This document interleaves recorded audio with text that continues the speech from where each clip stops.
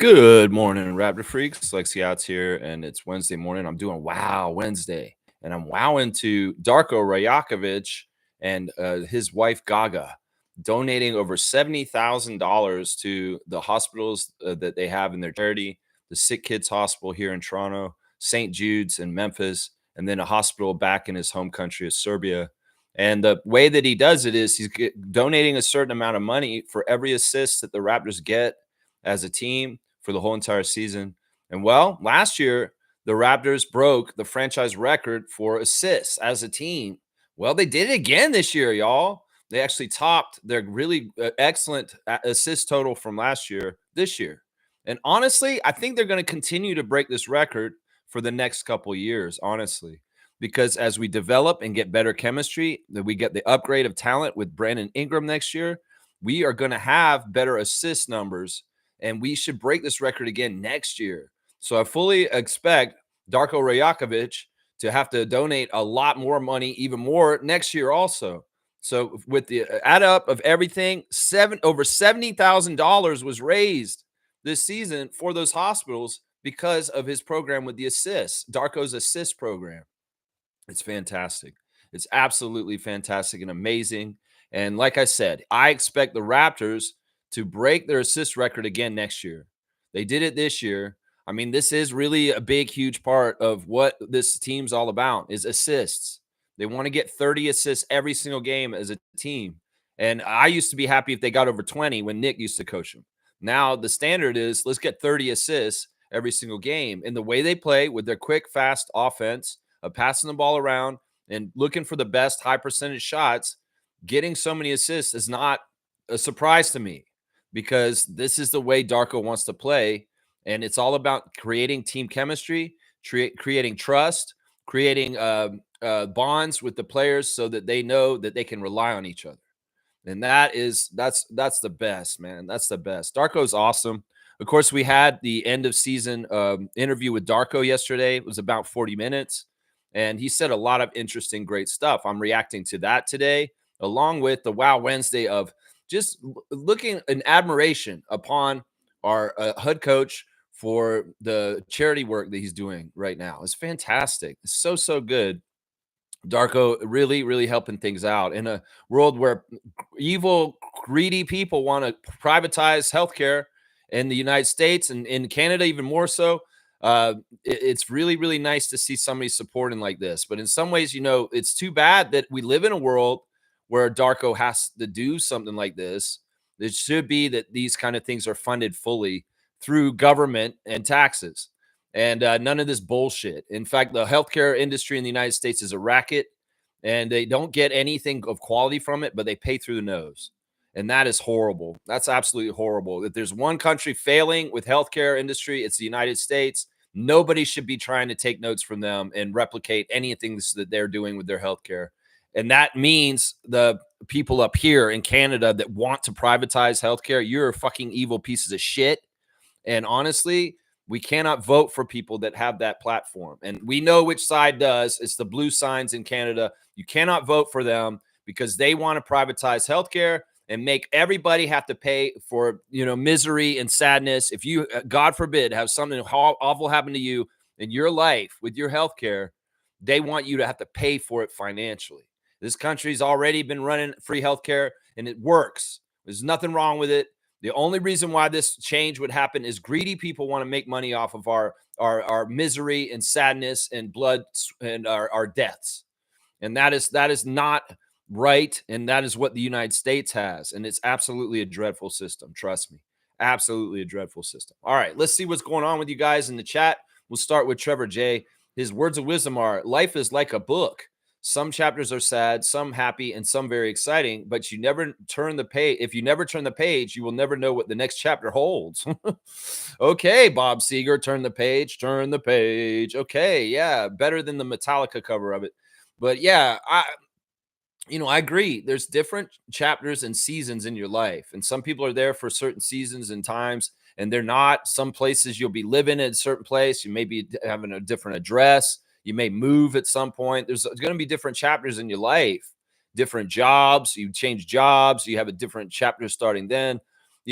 Don't be afraid of change in your life, because change can bring great new things and exciting new stuff that can really reinvigorate you in your life, maybe change your perspective on some things, or maybe even just allow you to find a new thing that you really enjoy that you didn't realize. So, yeah, I like your words of wisdom, Trevor. Go with the flow. In some ways, don't fight change. Change, in some ways, is important in the world because it's just naturally going to happen. And people that are kind of fighting against change, they're usually the most miserable. And that's too bad. I mean, I don't like the changes going on in the States. We need to fight this change. Yeah. But in some ways, I'm talking about on a personal level, or like sometimes life has life's terms and you have to live on them. And sometimes you've got to kind of go with the flow to be as happy as you can be. Trevor's saying that Orlando Magic beat the Hawks, and the Golden State Warriors, I don't know why that's GSM, beat the Memphis Grizzlies last night. Yeah. Yeah. Two outcomes that I kind of was hoping the opposites would happen, but they didn't. The home team's hold and serve and winning their games. The Magic really beat up on the Hawks in this playing game last night, to the point where Trae Young was very frustrated at the end of the game, and he acted out in a couple of ways with the referees, James Williams and Pat Frere. Throwing the ball at James Williams is never a good idea. And then the little dribbling show he put on for Pat Frere was not smiled upon. Let's just put it that way. Some people are worried that this means Trae Young will be suspended for their other playing game, their other chance to try and get in the playoffs. But no, he won't get suspended for this. He probably won't. If he does, well, that's going to be a real sign that the NBA is not wanting the Hawks to do jack shit in the postseason if he gets suspended for this stuff. Now, the Magic look really good. When we saw the Magic play against us the last couple times in the season, they were awful, and I had no faith in them. But they found something last night to go on, and they played all out. It was huge role players like Cole Anthony and Wendell that were stepped up really big for them. Of course, you get a little bit from Franz, you get some from Paulo, but it was really the other guys on the Magic that were kind of carrying them and really giving them the extra 20-point cushion over the Hawks in that game. But Trae Young extremely frustrated in that game. It is what it is. In the late game, yeah, some people are saying there were some questionable calls in the Warriors-Grizzlies game near the end to kind of guide and help the Warriors to win. I wouldn't doubt that. I would not doubt that. But yeah, they get the Warriors in the playoffs for sure. They want to make sure they have Jimmy Butler and Steph Curry and Draymond Green in the playoffs. Well, they got it. And they're going to get Fred VanVleet in the first round and the Houston Rockets. Of course, that's not necessarily the best matchup for the Golden State Warriors, because I'm going to say this right now. Fred VanVleet has got kryptonite for Steph Curry. And, well, he proved it in 2019 that he could slow down and mess up Steph Curry better than most people in this league. And people wonder why Steph has bad games against the Rockets. Well, is Fred VanVleet playing? Because he is actually really good kryptonite for Steph Curry in certain ways. He understands Steph Curry, and he understands how to guard him. And in some ways, he is a very good stopper for Stephon Curry. So this will be an interesting matchup in the first round, the Rockets and the Warriors. A key matchup will be Fred versus Steph. And that's a matchup that Fred relishes. Fred relishes getting to try and shut down the kitchen for Chef Curry. So I'm looking forward to that first round matchup. Of course, I am going for the Rockets and Mr. Fred VanVleet. And he has a proven track record of slowing down one of the greatest shooters in the NBA ever. He did it in the finals before. He's done it in seasons, games since, and he will do it again in this series. Watch, he will. Trevor J. saying Darko's interview was great. I like how he praised Scotty. Very smart coach. Yeah, Darko's interview was awesome. It took a little while for us to get it because the hot mic controversy has expanded into a little bit more than what it is. In some ways, I like the way it's developing, because in some ways it's like, look, media guys, you're on notice now. You got to understand, we're listening to you guys, and we know you are. But I think that they're scared. I think that they're scared because what happened was they dropped the media interview with Darko yesterday, but then it disappeared for like 4 hours. And then when it came back, the audio was scrubbed up really crazy. Like, first of all, it was turned way down, so you could barely hear Darko.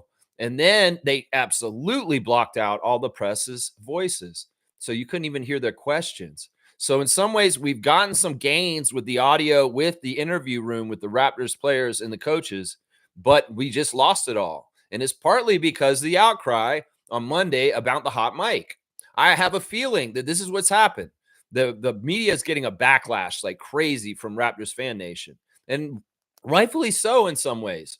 But they are scared, and in some ways they're talking to the Raptors like this, like, we legally feel like we were illegally taped by you in this press conference. We didn't have any idea that was a hot mic. Well, as a lot of people pointed out, and I know this for a fact because I went to university for communication and media and studied doing that job that they do. In fact, I know their job very, very well. I've done it myself. Well, I was trained working at the radio station and at any place where there's microphones to always treat them as being live and understanding that. It's amateurish to be around microphones and act like, oh, you don't know that they're on and keep talking. That's your own damn fault. If you're a professional, you understand mics can be hot and you should know what you're saying. This happens in politics. Trump just had a dumbass thing he said off mic, which was very scary, saying that he wants to deport U.S. citizens to El Salvador. And, that hot mic is an issue, and people that work in the media need to understand hot mic. But you know what I would say to those media people that are backlashing and pissed off at the fans or the Raptors for this incident? Y'all need to be more professional. That is the issue here. It is not anything else. That hot mic has happened over the years, and y'all should know that this has happened before. You are so stupid if you forget that the mic is on in the room when it's on. Well, I have a feeling that some of the reporters are scared because they're seeing the backlash from Fan Nation, and they've talked to the Raptors organization and said, we do not want our voices on there anymore. And I think that we may see a trend going forward where they scrub all the questions from the media so that they're not identifiable. It's kind of crazy. Now, we can tell who you guys are sometimes a little bit from, the person you're interviewing says Michael or Doug. We can tell who's asking the question that way. I don't know, media. Maybe y'all should just not be so scummy, and maybe you wouldn't have all these problems. I mean, seriously, if you show disrespect towards our players and the fans hear you, they will come after you. And that is rightfully so, as far as I say, because seriously, y'all got to understand your audience. It may be that y'all think that nobody respects the Raptors. Nobody cares about the Raptors. Nobody really gives a shit about the players as human beings like you guys, but we do. We do care about them. Some of us feel like they're family. Some of them feel like they're friends. They're people that we really do care about. And we don't like people talking shit about them behind their back. So if the lesson is for the media, be more professional. Understand the first rules of journalism, that a mic could be hot at any time, and stop being amateurish. How about that? Stop being cackling little goofy people. I think it's interesting that we've gotten messages from Josh Lundberg, Aaron Ben Rose, and Orrin Weisfeld about the subject, all saying they're innocent. They're really like wanting to get distance away from it. Josh Lundberg is saying, I was there. I heard what they said, but I wasn't involved in that conversation. Aaron Ben Rose said, yeah, I said something about championship, but I'm getting sick of this. What are this all blah, blah, blah, blah. They taped us without our knowledge. Bullshit, dumbass. Dude, y'all are around microphones all the time. You should understand this. Are you stupid? Is your IQ low that you don't understand that microphones, if somebody doesn't go up to it and turn it off, it's still on? If YouTube's going to be running the press conferences for media days of the Raptors with an open mic between interviews, y'all should know this. If you really want to fucking have your little conversations, maybe go outside the room and go in the hallway. I understand in some ways the conversations that happened in that room were not one big conversation. There were separate conversations across the room with different people, multiple little groups. But the way that the audio picked up, it sounds like all y'all are in cahoots with each other. Like it could be Josh Lundberg was in one corner talking to somebody and he said what he said. And then Aaron Ben Rose is over in the other side talking to Lindsey Dunn and saying what he said. I get all that. But once again, the lessons here for the press are y'all will be held accountable if you're fucking acting out towards the players in a certain way that we don't like. Just like what you did, Aaron Ben Rose, earlier this season when you lied to Grady Dick about something that Abaji said, and you got him all confused. Like you said, oh, I don't think you got very good. And you had a little gaslighting moment.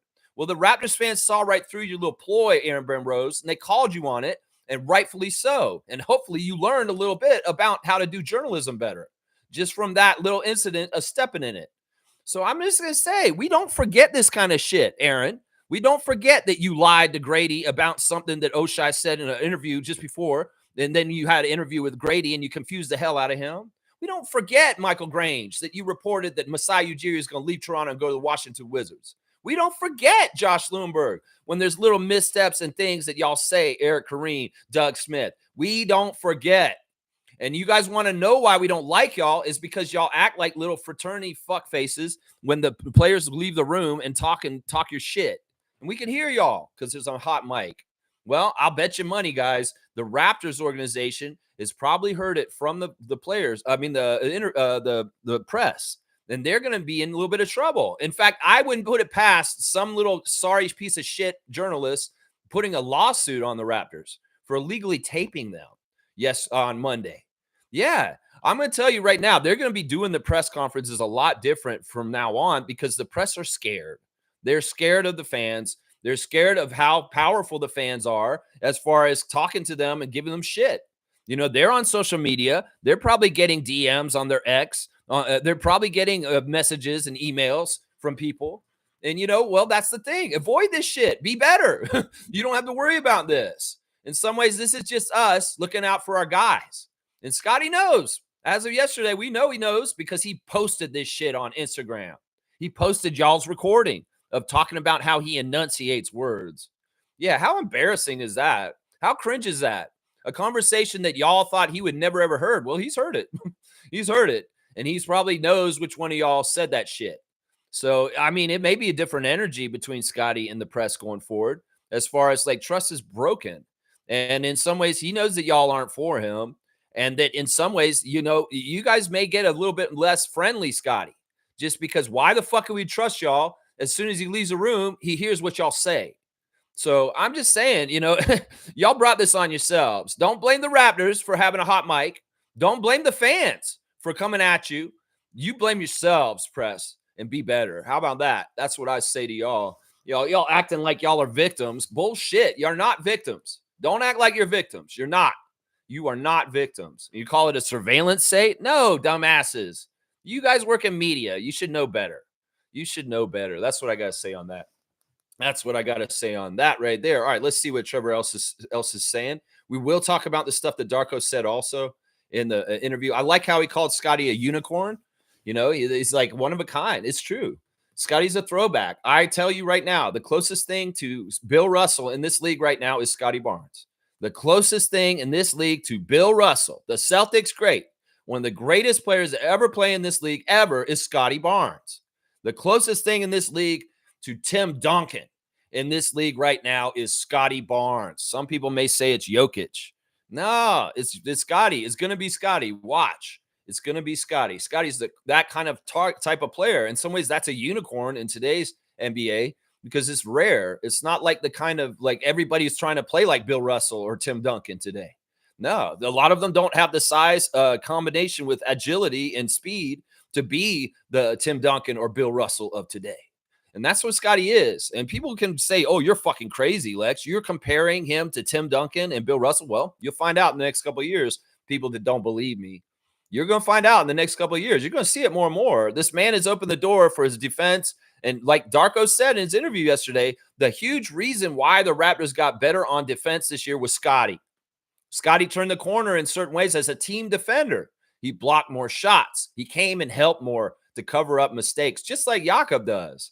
When you have Jakob and Scotty out there, that is the best defensive lineup we can have because both of those guys are great help defenders and excellent one-on-one defenders also, all kinds of different things. So, yeah, that's what's up. With all that, with Scotty, and I love what Darko said about him. He said a lot of cool things. We found out some new things about Darko this week. That Darko, you know, one of the things we were worried about when Darko first came in is like the vibes are too happy.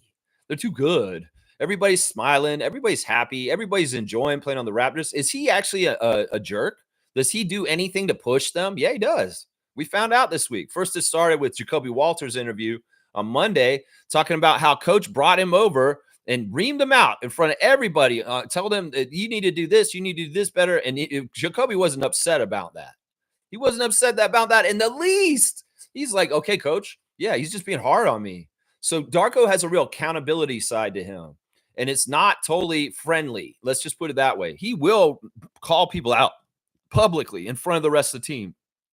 He will. He will. In fact, he told a story about, this is so funny to me. I love this story so much. In the interview yesterday, he said there was one game where Scotty was playing good. He was playing real good in the first half. And he wasn't playing bad or anything, but Darko wanted to do something. He wanted to try something. And when the end of the first half happened, he went off on Scott in front of the rest of the team. He said, "You are not trying hard enough. You're not doing this." And everybody's like thinking he's crazy because Scotty actually played a really good first half and he was playing really well. But the team was all looking like they were shocked at Darko yelling at Scotty, saying, "You need to play harder. You can play harder." You know what Scott did? He didn't get mad at him. He didn't say something like, "You know what? I've been playing hard, coach. You're just not watching." He didn't act like a spoiled brat like Kevin Durant. No, he was like, "You're right, coach. I'm not trying hard enough, and I need to try harder." And he did. He came back in the second half and he kicked major ass. And you know what else happened? He led the team to kick more ass because of that. So Darko manufactured something. The problem wasn't there.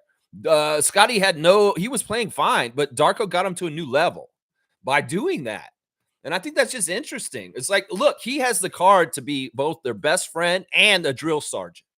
And that is really hard to balance. Like he understands the right amount of care and nurturing with a right amount of discipline and accountability. And that's the thing that I love about this coach that we found out this week is that he can be a hard ass. As he said yesterday, he's not out here selling ice cream. No, he's not out here selling ice cream, trying to please everybody. No, he's going to have tough decisions next year with the roster we've got as far as how he's going to do the rotation in the minutes, but he relishes it because he knows he's going to be able to push these guys in competition, in internal competition for the team for the spots that they want in training camp. And well, you do the math. There's a certain amount of guys on our team that played a lot of minutes this year that are not going to get to play minutes next year like they did this year because Brandon's coming. We may be healthier. There may be a new rookie coming in that's going to take some of those minutes too. So this is all a very good problem to have, a gluttony of talent that we've got to sort through and to the best man win. And the competition internally will be fantastic. Grady understands this. He said this in his exit interview that he understands next year is going to be a challenge, but this has always been how it has been. And that if you're going to be successful in whatever you do, you have to rise to the challenge and overcome it. So yeah, I like some of the stuff we found out in the last couple of days about Darko is not just all sunshine, rainbows, and friendship and happiness. No, he's an accountable guy who keeps them accountable for what they're doing out there, and hopefully they're doing it right. And if they aren't, well, they're hearing it from him. They are hearing it from him if he is not seeing what he wants to see. That's right. I love it. I love it. I love it. All right, let's see. Yeah. Trevor's saying Golden State will face off against the Rockets on Sunday. The Bucks will face off with Indiana on Saturday. All right, there's a couple of scheduling games. Yeah, Bucks versus Pacers in the first round. Siakam versus Gary Trent Jr. This will be a fun series.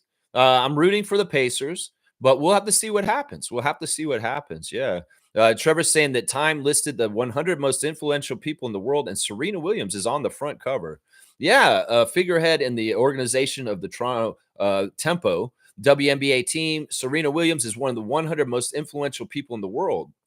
It's not a bad accolade to have, honestly. Let's go look at the Instagram stories. Since this is where this is, first, I'm following Andrew Jones right now, and he's got a lot of interesting stuff about the end of the season. I'm truly grateful beyond words for this team, the staff, and this organization. Talking about the Raptors 905 and the Raptors organization overall. Coach Andrew Jones, you did a fantastic job this season. I thought you did a really, really good job. I know the record may not show it, but I watched you, and I understand what was going on 905 this year. Luke Wynn, you took a jump as a GM also this year. And Andrew, you know, amidst all the chaos of 905 with the turnstile of players coming through your program and the injuries and the guys getting called up when they do really well, you did a really good job of trying to get some sort of continuity of identity with the Raptors 905, considering all that flux. It's very, very difficult to have a continuity in G League because these players are getting snatched up and they're going all over the place, and you don't have the same players all the time. They had like 40 guys play for the G League this year, and that's chaos. It's literally chaos. And the fact that Andrew Jones can do something, and once Shamshay was out, man, everything was over. Everything was over once Shamshay was out.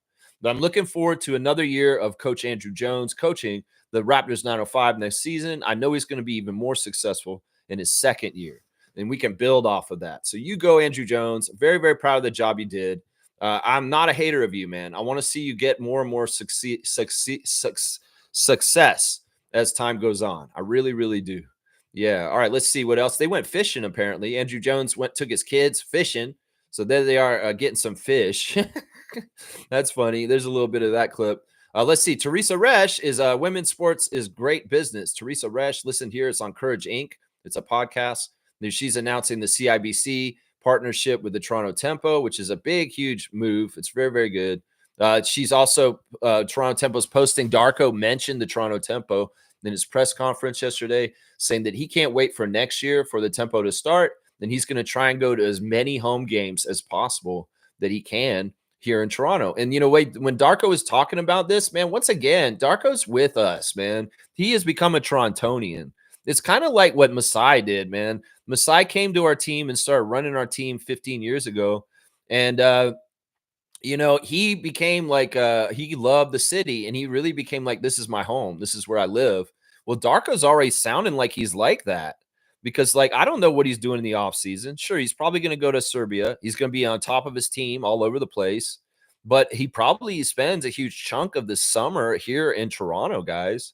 Because if he's saying he's going to try and go to a lot of Toronto Tempo home games when they start playing next year, that's fantastic. And he's also saying he's looking really forward to having camaraderie with the Tempo coach as a you know a comrade in the same profession. It'll be very, very fun for Toronto Tempo coach to be in partnership with Darko and share notes and counsel and talk to each other. So once they hire a coach, Darko's going to foster a relationship with the coach of the Tempo. That I found very intriguing about his interview yesterday. So that's very, very cool stuff. Yeah, there's the time cover with Serena.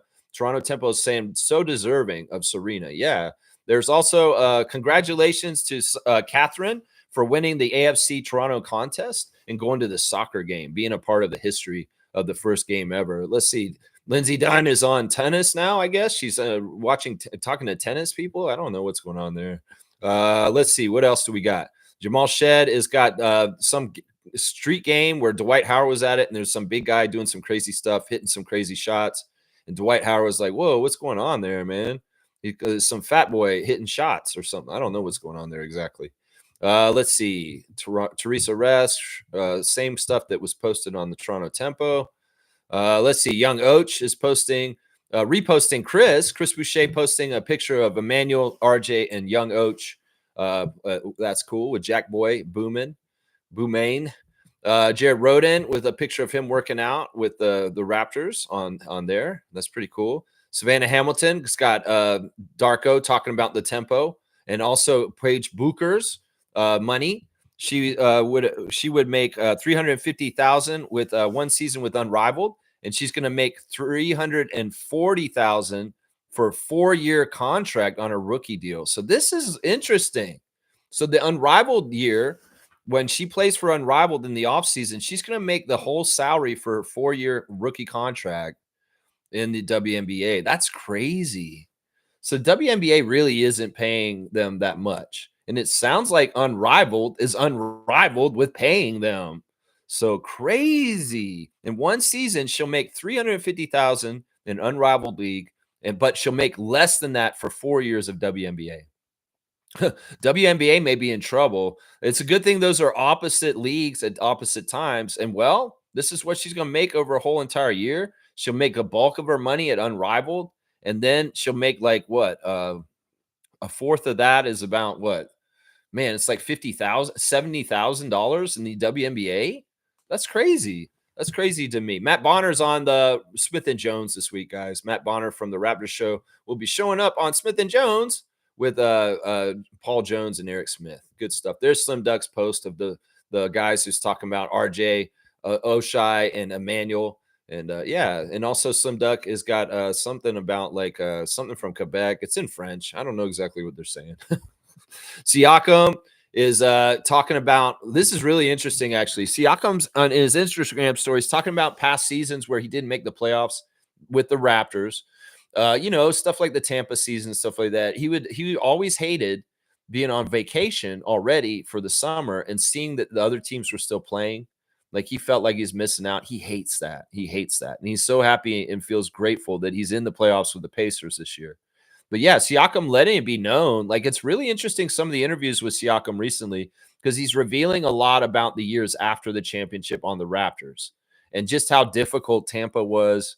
And just you know, the years that he didn't make the playoffs, he really didn't like that. He really did not like sitting out those years. So yeah, he's very grateful and feels blessed to be playing this year. And I get it, man. I'm with you on that. Yeah. I'm with you on that. Of course, PS43 Foundation always doing big things around the community in good ways. That's right. Norman Powell's celebrating Jackie Robinson Day. So yeah, it was Jackie Robinson Day. Today's a 416. And I would say happy Toronto Day, guys. Happy 416, 416. Yeah, that's the numerology I'm looking at right now. It's April 16th. So it's Toronto's area code. It's the 416. That's right. There's Scotty posting the hot mic. They forgot the mic was still on. They be chatting, laugh out loud. See, Scotty in good. In some ways, it's like Scott's a smart guy. In some ways, he's just letting it be known that he's aware of the situation. Who knows? Maybe it's because of me. Maybe it's because of Pensair. Maybe it's because of people in his circle checking out what's going on in Raptors world. Everybody's talking about it in the last couple of days. But Scotty and the players are aware of this hot mic moment. Now, in some ways, they know the press because they're around them personally. And some of them, they probably are like a lot, some of them, because they think they're cool people and they talk to them. But some of them probably like down low, I don't like this dude because this guy's a jerk. And I've seen the article he wrote about our team and stuff like that. So it's not changing anything with the players in the media. In some ways, they already know who the media are like, that they're kind of little dipshits, some of them. Some of them are cool and they're friendly and nice. You know, I'm sure they like Savannah Hamilton. But some of them, they're probably like, yeah, you're kind of a jerk. And I don't really like Michael Range. So it's that kind of stuff that's going on. This isn't not anything new to Scotty. It's not like he's revealing this and like, oh my gosh, the press are actually dicks behind my back. No, but it's funny that he's acknowledging that he's aware of this situation on his Instagram.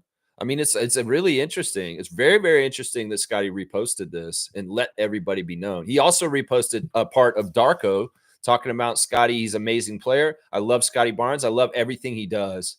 Yeah, it's awesome, man. Scotty really is like, it's a really good match made in heaven. Coach Rajakovic and Scotty Barnes, it's like they were built to be together.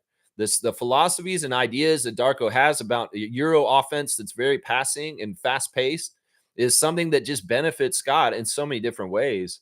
And they're really excited about adding Brandon to the mix and seeing how that added ingredient of a top player like that will really enhance us and make us even better. I mean, listen, some of the press are trying to say questions to Darko yesterday about scarcity and not having enough and stuff like that. What was the word they were saying? Uh, um, I forget what the word was. It's sacrifice. They put the word who's going to sacrifice for the Raptors in their starting lineup since they're so talented. Who's going to sacrifice their game? Darko was like, I ain't having this. And it was probably Grange who asked this question. He said, I don't believe in the word sacrifice. What is the word sacrifice? That means you're not going to get something that you wanted or something like that. I don't think that that's what's going to happen with our team. And like, he totally has the mindset that I have with this abundance mindset. There's no scarcity mindset in the offense of the Toronto Raptors that Darko's creating. In some ways, it's not like these guys are selfish. It's not like these guys have to go get certain stats every night for them to be happy. No, these guys are going to be different nights, different levels, and it's going to be within the plan. I've explained this so many times on this channel. I feel like I'm repeating myself all the time.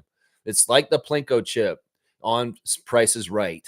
That chip is the ball in the offense for the Raptors, and it's going to bounce around on those little pegs in the Plinko board with Bob Barker. And where it lands in the slot at the bottom is determined by the defense, and different things that are shown with doubles and the way that we're playing in our offensive set. And where the ball lands is just where it's supposed to go. They have a protocol. It's not like, okay, play basketball, dribble around and shoot a shot and make it. No, the protocol is you get the ball, analyze quickly whether you can shoot it with a high percentage shot at that moment, or if you can't, you pass it right to the next person.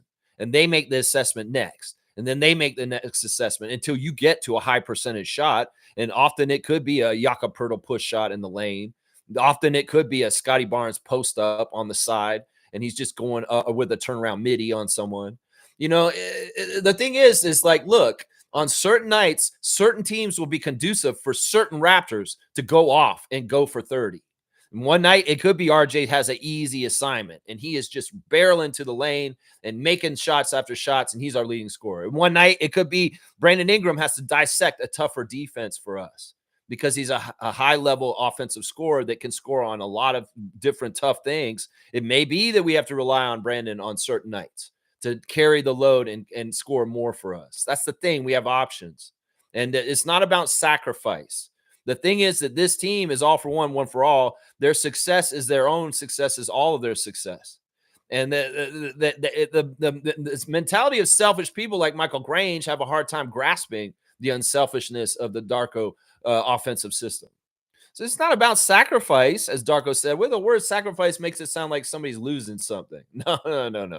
They all share and they all gain together. And that's the truth about that right there. Yeah. I love it. Yeah, catch Darko's exit interview, scrubbed up nice by Raptors admin. Scrubbed up nice. Oh, and Leo's going to give me 12. He just posted 12 minutes ago. This will be something that we haven't done in a while. Leo Routen's words of wisdom. I have not done your words of wisdom in a long time, Leo, because I left Twitter, but now you're on Instagram, you're doing them. So here's his word of wisdom yesterday is never blame anyone in your life. Good people give you happiness. Bad people give you experience. Worst people give you a lesson. And the best people give you memories. There you go. I like that. I like that sentiment, Leo. And then today's, he just posted it 12 minutes ago. He's saying, please be kind. Don't be the reason someone skips a meal, hates waking up, or feels left out. Your words and actions stick with people forever. I like that. Yeah, tell the people in the press room to be kind.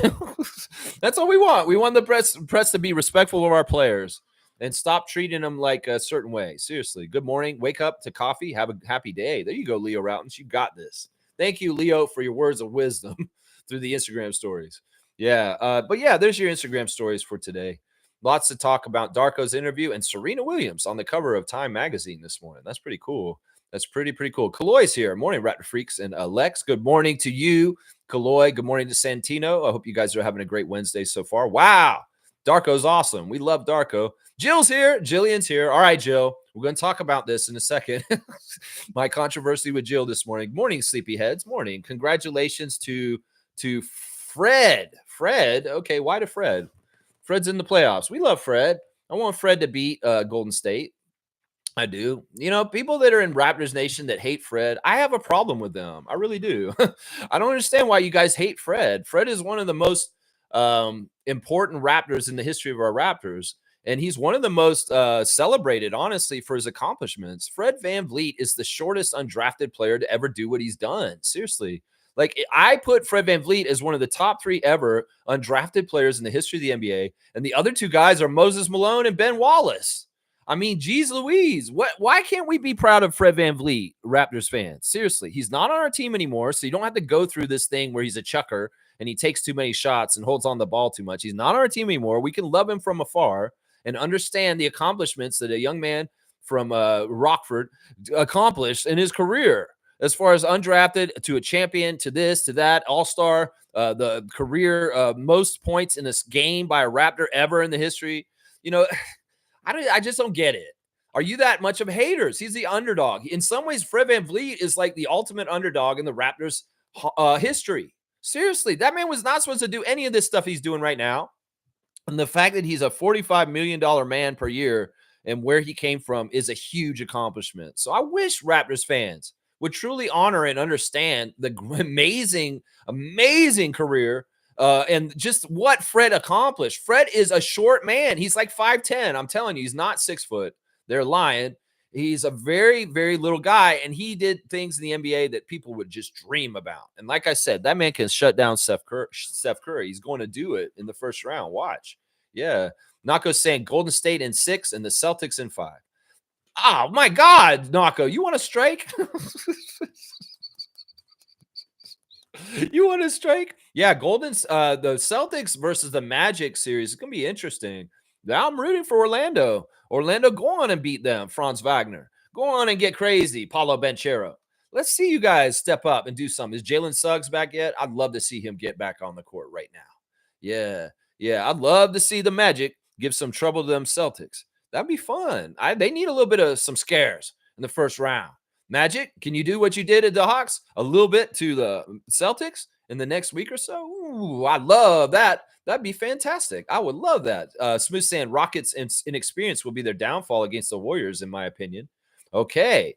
Now, I can see why you would say that. It's obvious that Curry, Draymond, and Jimmy are this triad of amazing playoff tenacity and experience and wealth and all kinds of stuff. Jimmy goes into different mode. We know the experience of the Warriors dynasty. But once again, these guys are old, man.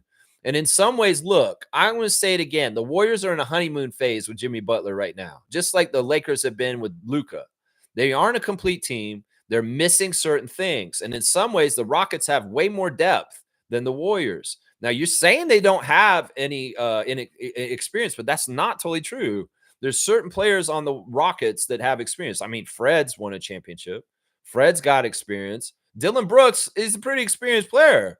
I would also say that Jeff Green's experience and Steven Adams is a very experienced player also. So I can't get behind this, Reggie. I can't get behind this. I know that by all optics on the outside, you're going to see the Warriors. Oh, they have a lot of experience. Of course they do. They really do. But in some ways, don't downplay the veteran leadership and the coach of the Rockets, Ime Udoka, for these things. This series is going to be very good, and it's not going to be close. I mean, it's going to be close. I think it's going to be close. I don't think it's going to be a blowout. I don't think anybody's getting swept in the Warriors Rockets.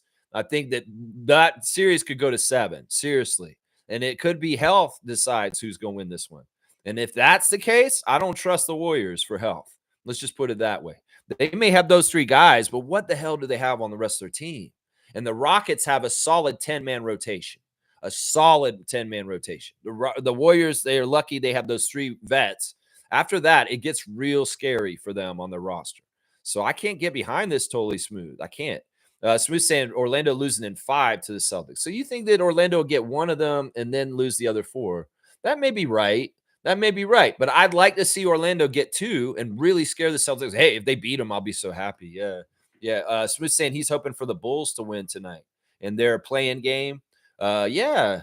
They're playing Miami. Yeah, I think that they're the favorite. I think the Miami Heat, since Jimmy left, are really a shell of themselves. And we can't expect the Heat to do anything like what they did a couple years ago by getting from the play-in to the finals. There's no way that kind of stuff's going to happen with the makeup of this Heat team at this point. Bam Adebayo was not that guy. Jimmy was. And Jimmy's gone.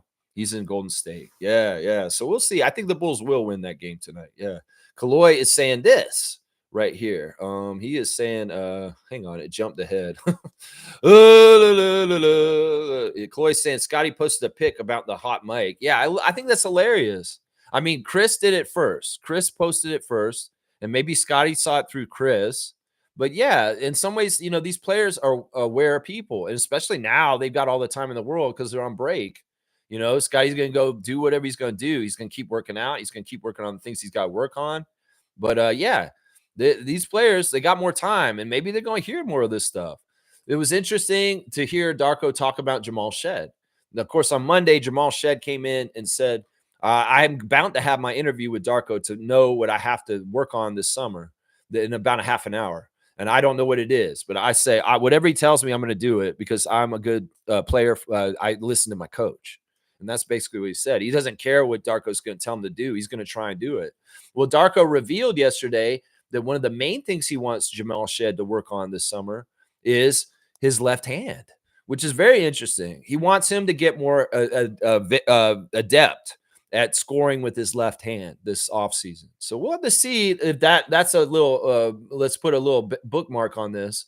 And let's check in with Jamal Shed and his left hand over the season next year and see, well, how successful the direction of development and Darko directing Jamal to do this, how it opens up his game. This could very well be a nice little specific experimentation for Raptors fans to follow along and actually see in real time the development of how Darko develops these players.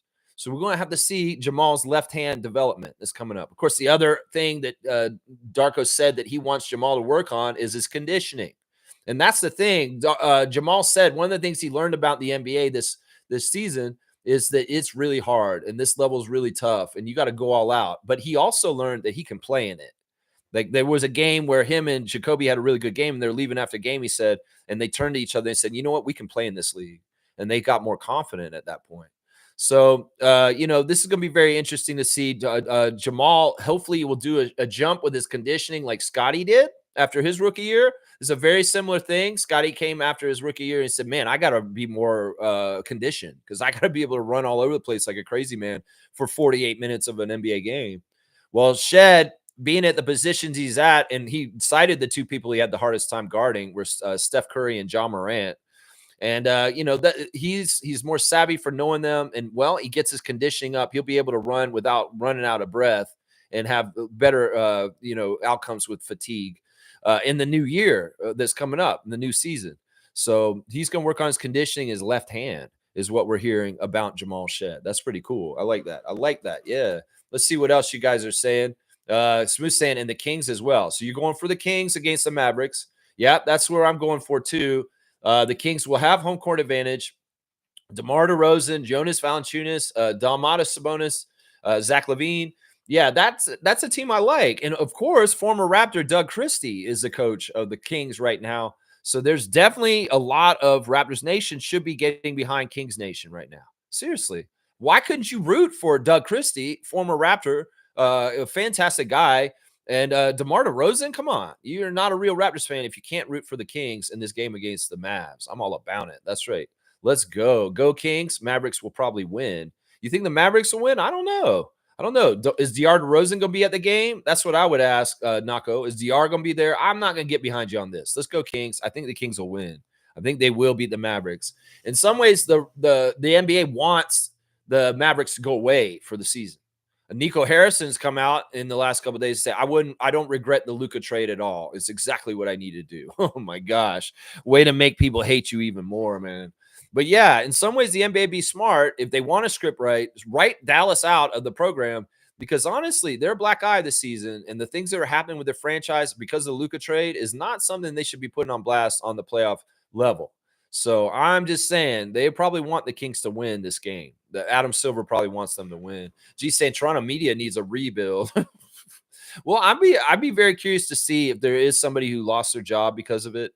Maybe one person lost their job, or maybe they didn't get credentials. They're not going to have credentials for next year. I mean, this is what happens.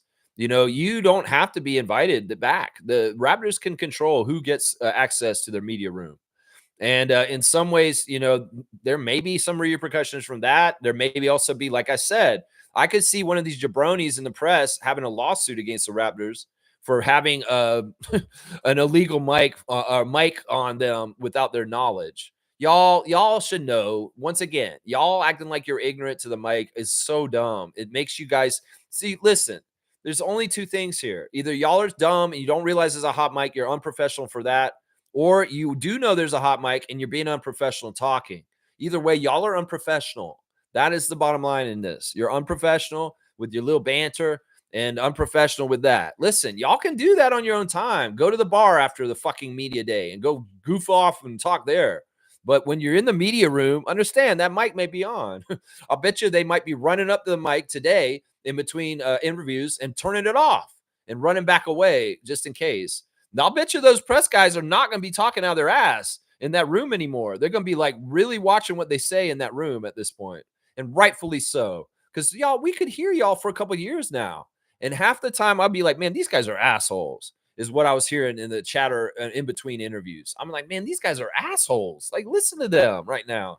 You didn't know this. And this is the thing. Raptors Nation had not caught on to the hot mic kind of controversies and past issues when this has happened. But I saw them. And I talked about them on this channel because I heard y'all. So this isn't the first time. It's just that y'all didn't get the majority of Raptors fans on your ass until this one. That's what's up right there. Yeah. Oh, it's so funny. Nako's saying, go Bulls. Bulls probably win. Yeah, I'm going for the Bulls and the Kings. Those two teams that were doing some trades this year. Yeah, with Zach LaVine and DeMar DeRozan, the new Bull Kings. And then you got, Giddey and them on the Bulls. Yeah, I'm going for Bulls and Kings tonight for sure. Jeff Berg is here. Good take. Amateurism and juvenile. Yeah.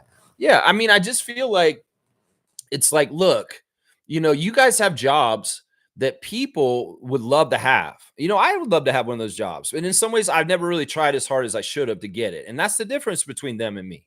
And I won't say that they didn't work hard to get to where they're at, but understand that y'all are not that special. There's a lot of people out in this world that could write articles about basketball and ask questions to athletes. In some ways, I've done this job myself. I did it at Florida State when I was in the School of Communication at Diffenbaugh Building, and doing sports reporting on the radio, and doing sports shows on the radio, and interviewing the players, the Florida State football players in the locker room, and going to different sports around campus and covering all kinds of different sports for FSU, basketball, softball, baseball. Media training, I've had it. And in some ways I understand this. And in some ways it's like, look, you've got to understand, if there's microphones around, you should always treat them as being hot. That you can't just like let your guard down like this, man. You just can't. It's like, it's stupid. I mean, it's really dumb. These guys should know this. And look, you got a whole audience on YouTube watching you live. What do you think they're doing? They're sitting there listening to you. Don't blame the Raptors. Blame yourself for not realizing the mic was hot, is what I'm saying here. Yeah, Kaloy's saying Golden State was so physical with Edie that negated his size. It was Draymond. Draymond was doing some stuff, maybe a little bit of Trace doing some stuff. Interesting. Yeah, I didn't watch either of the games, but I was hoping the Grizzlies would win. But the Grizzlies are in a weird place of having fired their coach in the last 2 weeks. And, John Morant acting out with his Grand Theft Auto weapon arsenal now of celebrations. I think that's hilarious. It's like he's like doing grenades now. What are you going to do? Flamethrower? You're going to do the Molotov cocktail? You got the brass knuckles in there too. Maybe the baseball bat. Just start swinging a bat like this after you make a shot. John Morant. I don't know. That'd be kind of funny. But yeah, the distractions on the Grizzlies team and the focus of Steve Kerr and the knowledge of the Warriors, well, that's an advantage right there. The Grizzlies are running with the new Finnish coach that they just started under like 2 weeks ago. This is so fishy how the Grizzlies and Nuggets fired their coaches on the playoff run. What is this crap? I've never seen this shit. It's so collusive kind of thing. Like, are you all trying to make a golden brick path for the Lakers to get to the finals by getting Michael Malone and Tyler Jenkins fired on the down low, Adam Silver? I don't get this. You're going to railroad Luka to them, and then you're going to get two of the Western Conference opponents that they have the most trouble with to fire the coaches. And then last month of the season, it's fishy as fuck. I'm telling you, I could be a conspiracy theorist on this because it looks really weird, man. It looks really, really weird. This whole thing really does. Yeah. Smooth saying Memphis Grizzlies are a broken team, man. John Morant too concerned with being a renegade. Yeah, his agenda is the wrong agenda right now. His agenda is not for the team. That's one of the cool things we heard from Scott this week is, he went through media training, and this is part of the controversy. This the presser saying we were only making light of his media training and how far he's come along and progressed with his media training. Well, one of the things that they media train with, Scotty, and this is really important, and young superstars in the league should understand, is how do I represent my team? How do I represent my country? How do I represent my city? How do I represent my organization? I'm a representative of that. And John Morant needs his training. Scotty is not trying to say anything anywhere in any aspect of his life that will make the Raptors look bad. And in some ways, he's smart, and he's a good player and a person on our team for this. Because in some ways, his leadership goes to other people. And I loved hearing the leadership of Garrett Temple in the interview yesterday. Apparently, Garrett Temple came out of video game retirement after eight years of never playing video games because he wanted to bond with the young rookie class of the Raptors this year.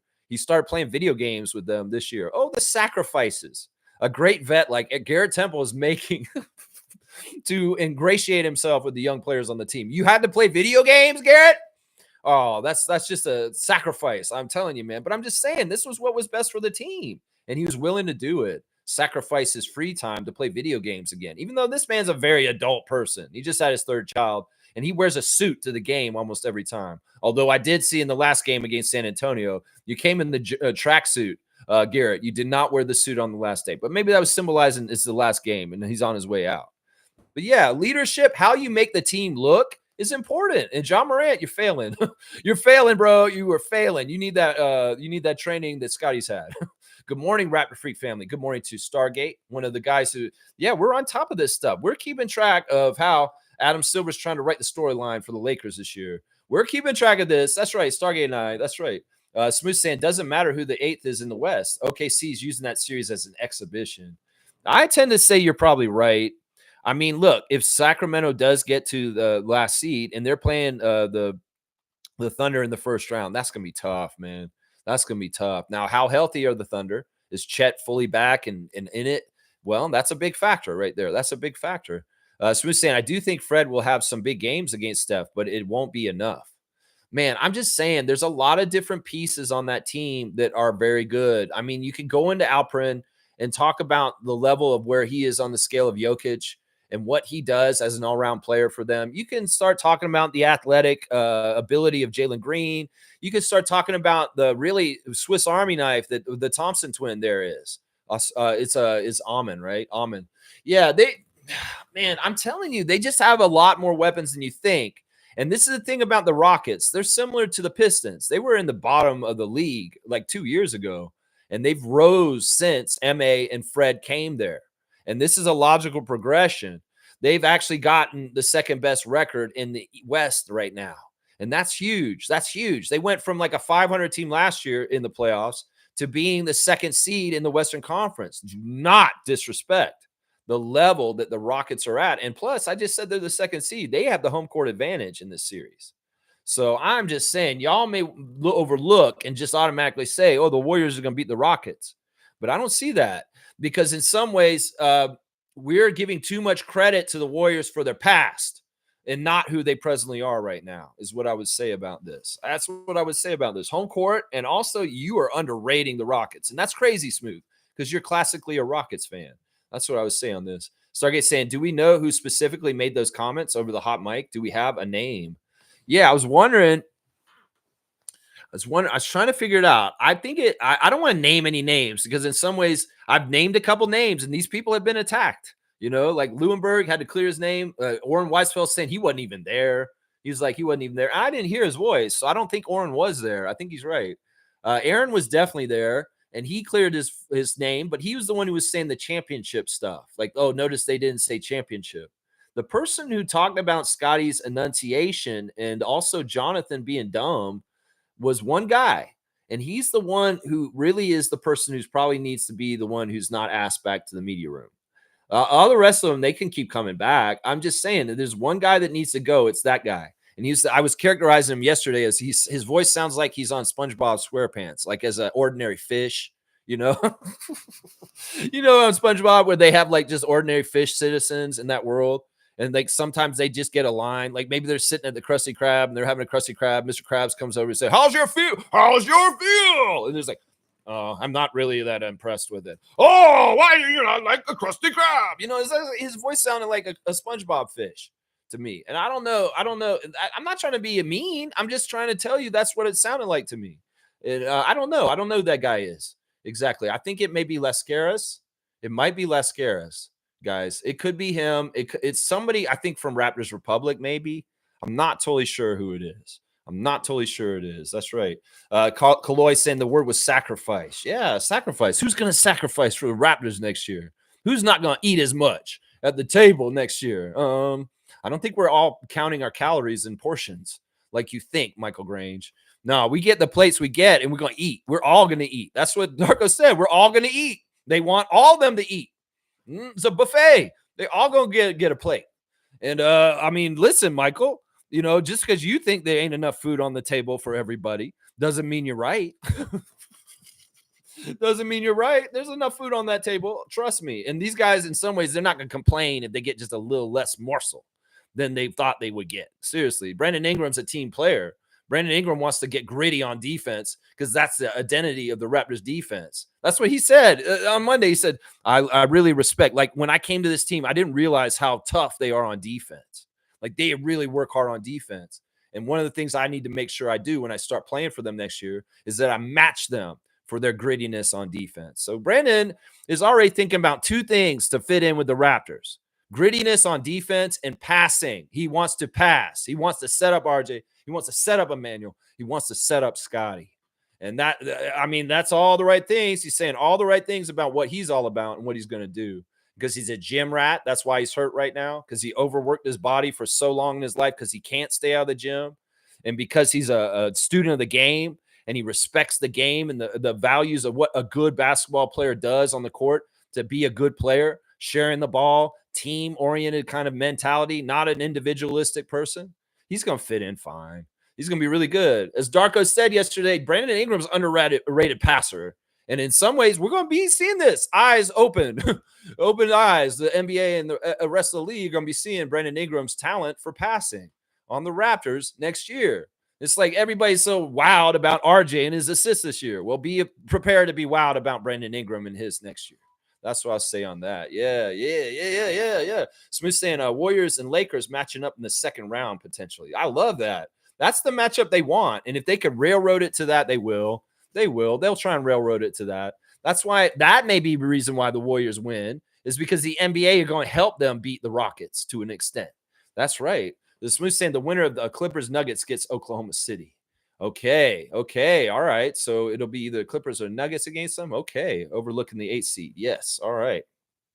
Trevor's saying we got a very deep roster for next season. So the rest of the NBA teams better have lots of sleep. Yeah. Okay. Lots of sleep. They better get ready and start resting within the playoffs. Fiercely saying good morning, fam, and happy Wednesday. Just checking in to say hi. And we love Darko in our front office. Of course, today we'll hear from the front office. I'm not going to say for sure who's going to be on. It might be Masai. It might be Bobby. I don't think both of them will be on. I think we'll get one of them. It probably will be Ujiri. And he's probably starting right around now. He may be coming on very, very soon, guys, just so y'all know. Fiercely saying, I'm rooting for OKC. That is it. You're rooting for the Thunder and nobody else? That's it? Just the Thunder? Well, you put all your eggs in the basket. That's fine, Fiercey. You know, they got a good shot. They really do got a good shot. All right, guys, let's do the straight goods on Canadian goods. This is right. Well, today I'm talking to you about a tortilla chip that emanates from BC out in British Columbia. And the company is called Que Pasa. Que Pasa is an organic, biological, salted, gluten-free tortilla chip that you can get. It is manufactured here in Canada and sold by a Canadian company. They're actually under the branch of a big company called Nature's Valley. Not Nature's Valley. What's it called? Nature's Path. Nature's Path. So this company was started by the Stevens family out in Vancouver, BC in 1985. Aaron and Ratana Stevens started this, and they're into delicious organic breakfast and snack foods. And well, today I'm putting on blast their nachos, their tortilla chips, Que Pasa. And they have like lime flavored ones and different ones like that. So if you want something that's not American corporation, Tostitos or Frito-Lay kind of shit, this is a Canadian company that you can buy and support Canadian industry and products by buying Que Pasa chips. And these are salted ones. And you get a nice dip and get some chips. That's right, Drake. And that's what I'm talking about. Get some chip with a dip. That's right. Just like that Larry O.B. behind me right there. That's right. Chips with a dip. Que Pasa. Your Canadian alternative. Straight goods on Canadian goods. I like that new segment, man. That's right. Stargate saying, will the front office do exit pressers today? Yes. Yes, we will hear from them today. Darko confirmed that yesterday in his interview. You'll hear from them 24 hours from now.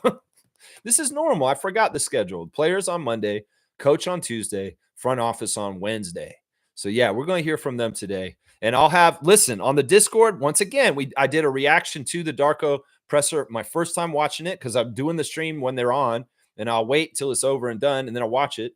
I enjoyed reacting to it with people like Kaloy and other people in there with me, Tristan, watching the interview. And I'll do it again today, guys. So if you want to see a live reaction of me with the presser, which is probably with Masai, you can watch me react to it for the first time watching it later on this afternoon. So you just have to hang out in the Discord and come into the voice channel, and you can watch me watching it and hear my comments after what they say live as my first reaction, because I'm not going to watch it live in the press where the hot mic could happen, although I should maybe, because that seems like there's some action going on there. But I'll watch it later. And if you want to see me react to the press conference today, it'll be on Discord live. I'll share the screen. You'll be able to hear it, and you'll be able to hear me commenting on it while it's on too. It's really been fun, and I've been really enjoying being able to do reactions to interviews and highlights on the Discord server with you guys in person, so you can actually hear my immediate response to what I see and hear. Yeah, it's awesome, man. Let's see. Fiercely saying Toronto media supposedly asked tough questions. Will they ask Masai and Bobby about the media hot mic debacle?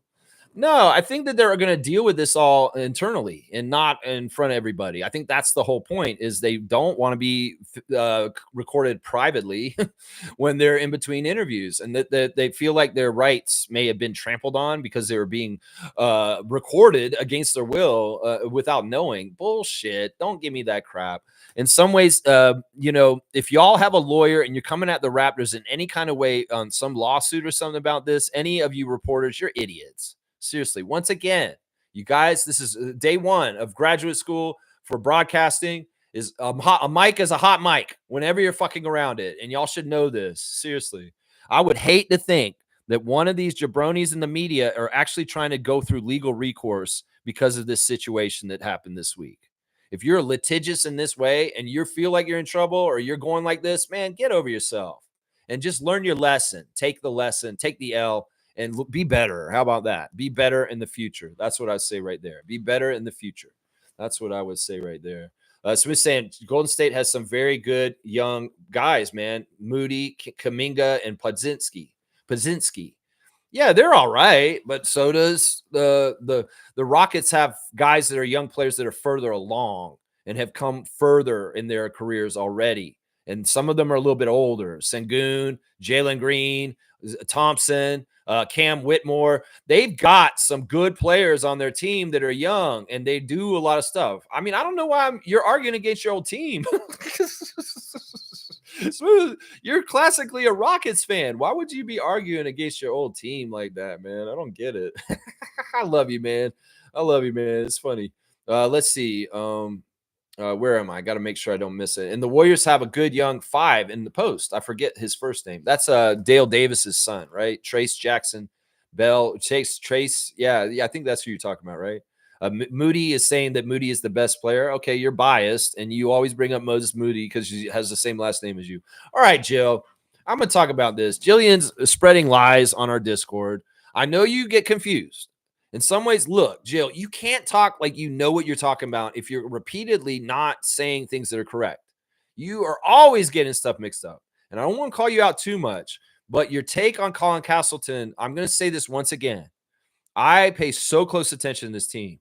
If you really think you're right about Colin Castleton and I'm wrong, well, I can back this up very easily where you're wrong. This is what happened with Colin. And you may not understand this because you didn't watch every single game like I did. And you did not pay attention to every single front office move like I did.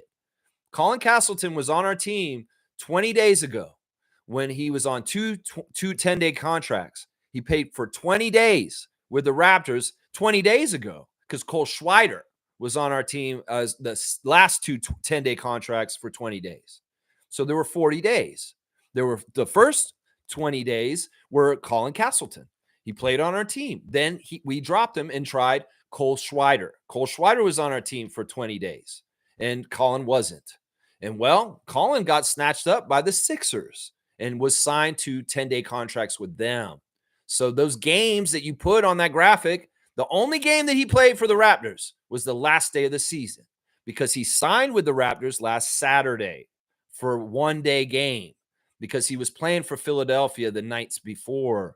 And I just wish you'd pay better attention. If you're going to be so confident in talking about like you know what you're talking about, well, fact check and make sure that you're right because you're not. And in some ways, I don't like you coming in with misinformation in our places where we post stuff and putting bullshit out there because it's not true. Colin Castleton played one game for the Raptors on Saturday after the 20 days that he played for us 20 days ago. Everything he played in the month of April and most of the month of March was for the Sixers. And I don't know. I could show you this all on the screen in some sort of way on Discord if you really want to understand it. But yeah, in some ways, it's like you said that he had really good couple games for the Raptors. He only played one game for the Raptors at the end of the season. And it was the last game of the season against the Spurs. He did not play in that game against the Dallas Mavericks on Friday last week. He did not. We didn't have any centers. We had Jonathan Mobo and Scotty as our two centers. Orlando Robinson had been waived. Jakob did not play because of rest. And Colin Castleton was not on our team yet until he got signed last Saturday. And now he played one game for the Raptors at the end of the season, and that was the Spurs. I'm just saying, Jill, don't be so confidently wrong. How about that? Is what I would say to you. You're wrong and you're confident about what you're saying, but you're wrong, is what it is right there. Trevor's saying, I want the Kings to put the Mavericks out tonight. I'm with you on that. 100%, Trevor. 100% with you on that. The package, I don't know. They tried to deliver it to me yesterday during the stream. Well, I hope they're not trying to go to my neighbor's house. They got to try and come here. And if you do talk to them, Trevor, you got to tell them how to get to my house. Smith saying, I just think that if Houston beats the Warriors, it sets up the Lakers to waltz the Western Conference Finals. I don't know about that. Why do you think that? I mean, even if they do get to the Western Conference Finals, the Thunder will stop them there. I don't know. The Thunder will stop them there. Either way, the NBA is going to script write to a degree. But if we know anybody knows how to get the script off the script that they want to write, it's Fred VanVleet, because they had a script they wanted to write in 2019 that didn't come true. Yeah, he's saying the Rockets are still too green, man. They really are. I don't know. I don't know. We'll see. We'll see. In some cases, they're playing a lot of youth at times during the season, like we are. And maybe they go heavy on their vets in the playoffs, and all of a sudden they're a little bit more polished and a little bit more together.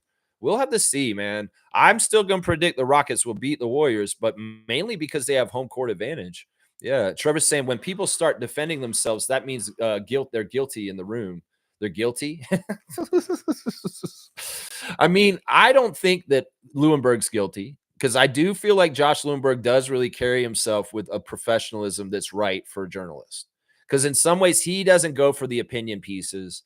He doesn't gaslight as much. He really is like an Edward R. Murrow kind of guy, where it's just the facts, who, what, where, when, and how. And none of this like bullshit that's like Grange will put his own opinions and opinion pieces and shit like that. No, Lewenberg more often than not is just a news source.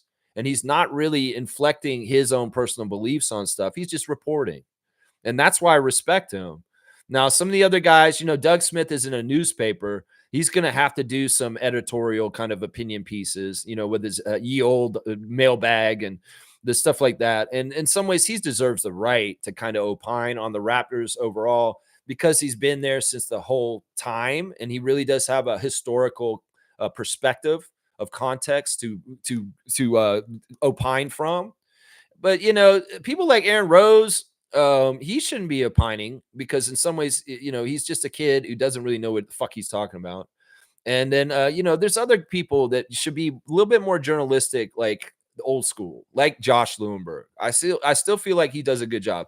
Orrin Weisfeld and Samson Folk are great writers, and they really do technical work with their journalism, and I respect that too. I think that's another thing, is what do these journalists cover? Do they cover it in sensationalized tabloid ways like Aaron Ben Rose or Adam Lascaris? Or do they cover things in a serious like basketball perspective, X and O's perspective, like Samson Folk and Orrin Weisfeld? This is the kind of stuff you got to ask yourself about the Raptors media. Because some of the Raptors media are asking the fans, what kind of media do you want, fans? What kind of media do you want? Well, we want the same thing from you guys locally that we want from the NBA as a whole. We want to cut out the Stephen A. Smith shit. We want to cut out the TMZ crap. We want the old school Hubie Brown, break it down kind of basketball analysis. And that's why people like Samson Folk, Orrin Weisfeld, people like Josh Lewenberg that do this job as a reporter, they're the ones we like, because they actually do their job, and that's it. No extra bullshit. There's a lot of y'all that are adding your own context. You're gaslighting. Some of y'all are just trying to pull strings to pull the franchise apart in bad, negative ways. And we see it. We understand that. I don't know what your directive is from your higher ups and your corporate structure, Michael Grange, but it could very well be that you're being pressed by certain people to write articles to try and cause turmoil for the Raptors. And we see that. It's not anything new. You guys have been doing this since we started 30 years ago. It's just that now our franchise is in such a healthy, strong, fortified place that y'all can't get through the cracks and pull it apart like you've done so many times. The things that happened with Vince Carter in the mid-2000s is partly to blame on this phenomena that I'm describing right now, that the press inflamed the situation worse with articles, Doug Smith in particular, and that made it go all out of hand. And that's the thing. The Raptors understand from the lessons of the past, they got to run a tight ship. Loose lips sink ships. And nobody on that team and the organization, the front office, is saying shit about what they do. They just do it. And they're doing a real good job in the era of Masai. They really, really have. And that's the thing. So they're going to come into these rooms and try and pull things apart with crazy ass questions. And well, they get answers like what Darko said about sacrifice. They're going to get answers like Scotty said, "Oh, my Darko's a great coach. He's been doing a good job." Yeah, you don't want to give us a critique about him, maybe a little comment where it sounds like you're dissing the coach all of a sudden so we can turn this into something bigger than it is. Please, Scotty, please. No, I've been media trained by the Raptors. And I'm not going to throw my coach under the bus at the end of the season like y'all are trying to get right here. I mean, this is the thing we're seeing, media. We're not dumb. We understand a lot of these tricks. And in some ways, that's why the ones we like are who we like, and ones we don't, we don't. I'll never forgive Michael Grange for saying that Masai was going to go work for the Wizards. I'll never forgive you for that, because you were wrong. And you've continued to be wrong over the years since on all kinds of different subjects that you've written about Michael Grange. So this is it right here, media people. You listen to me right here. Understand, Raptors fans have more respect for our team and the culture and the players that play for us than ever before.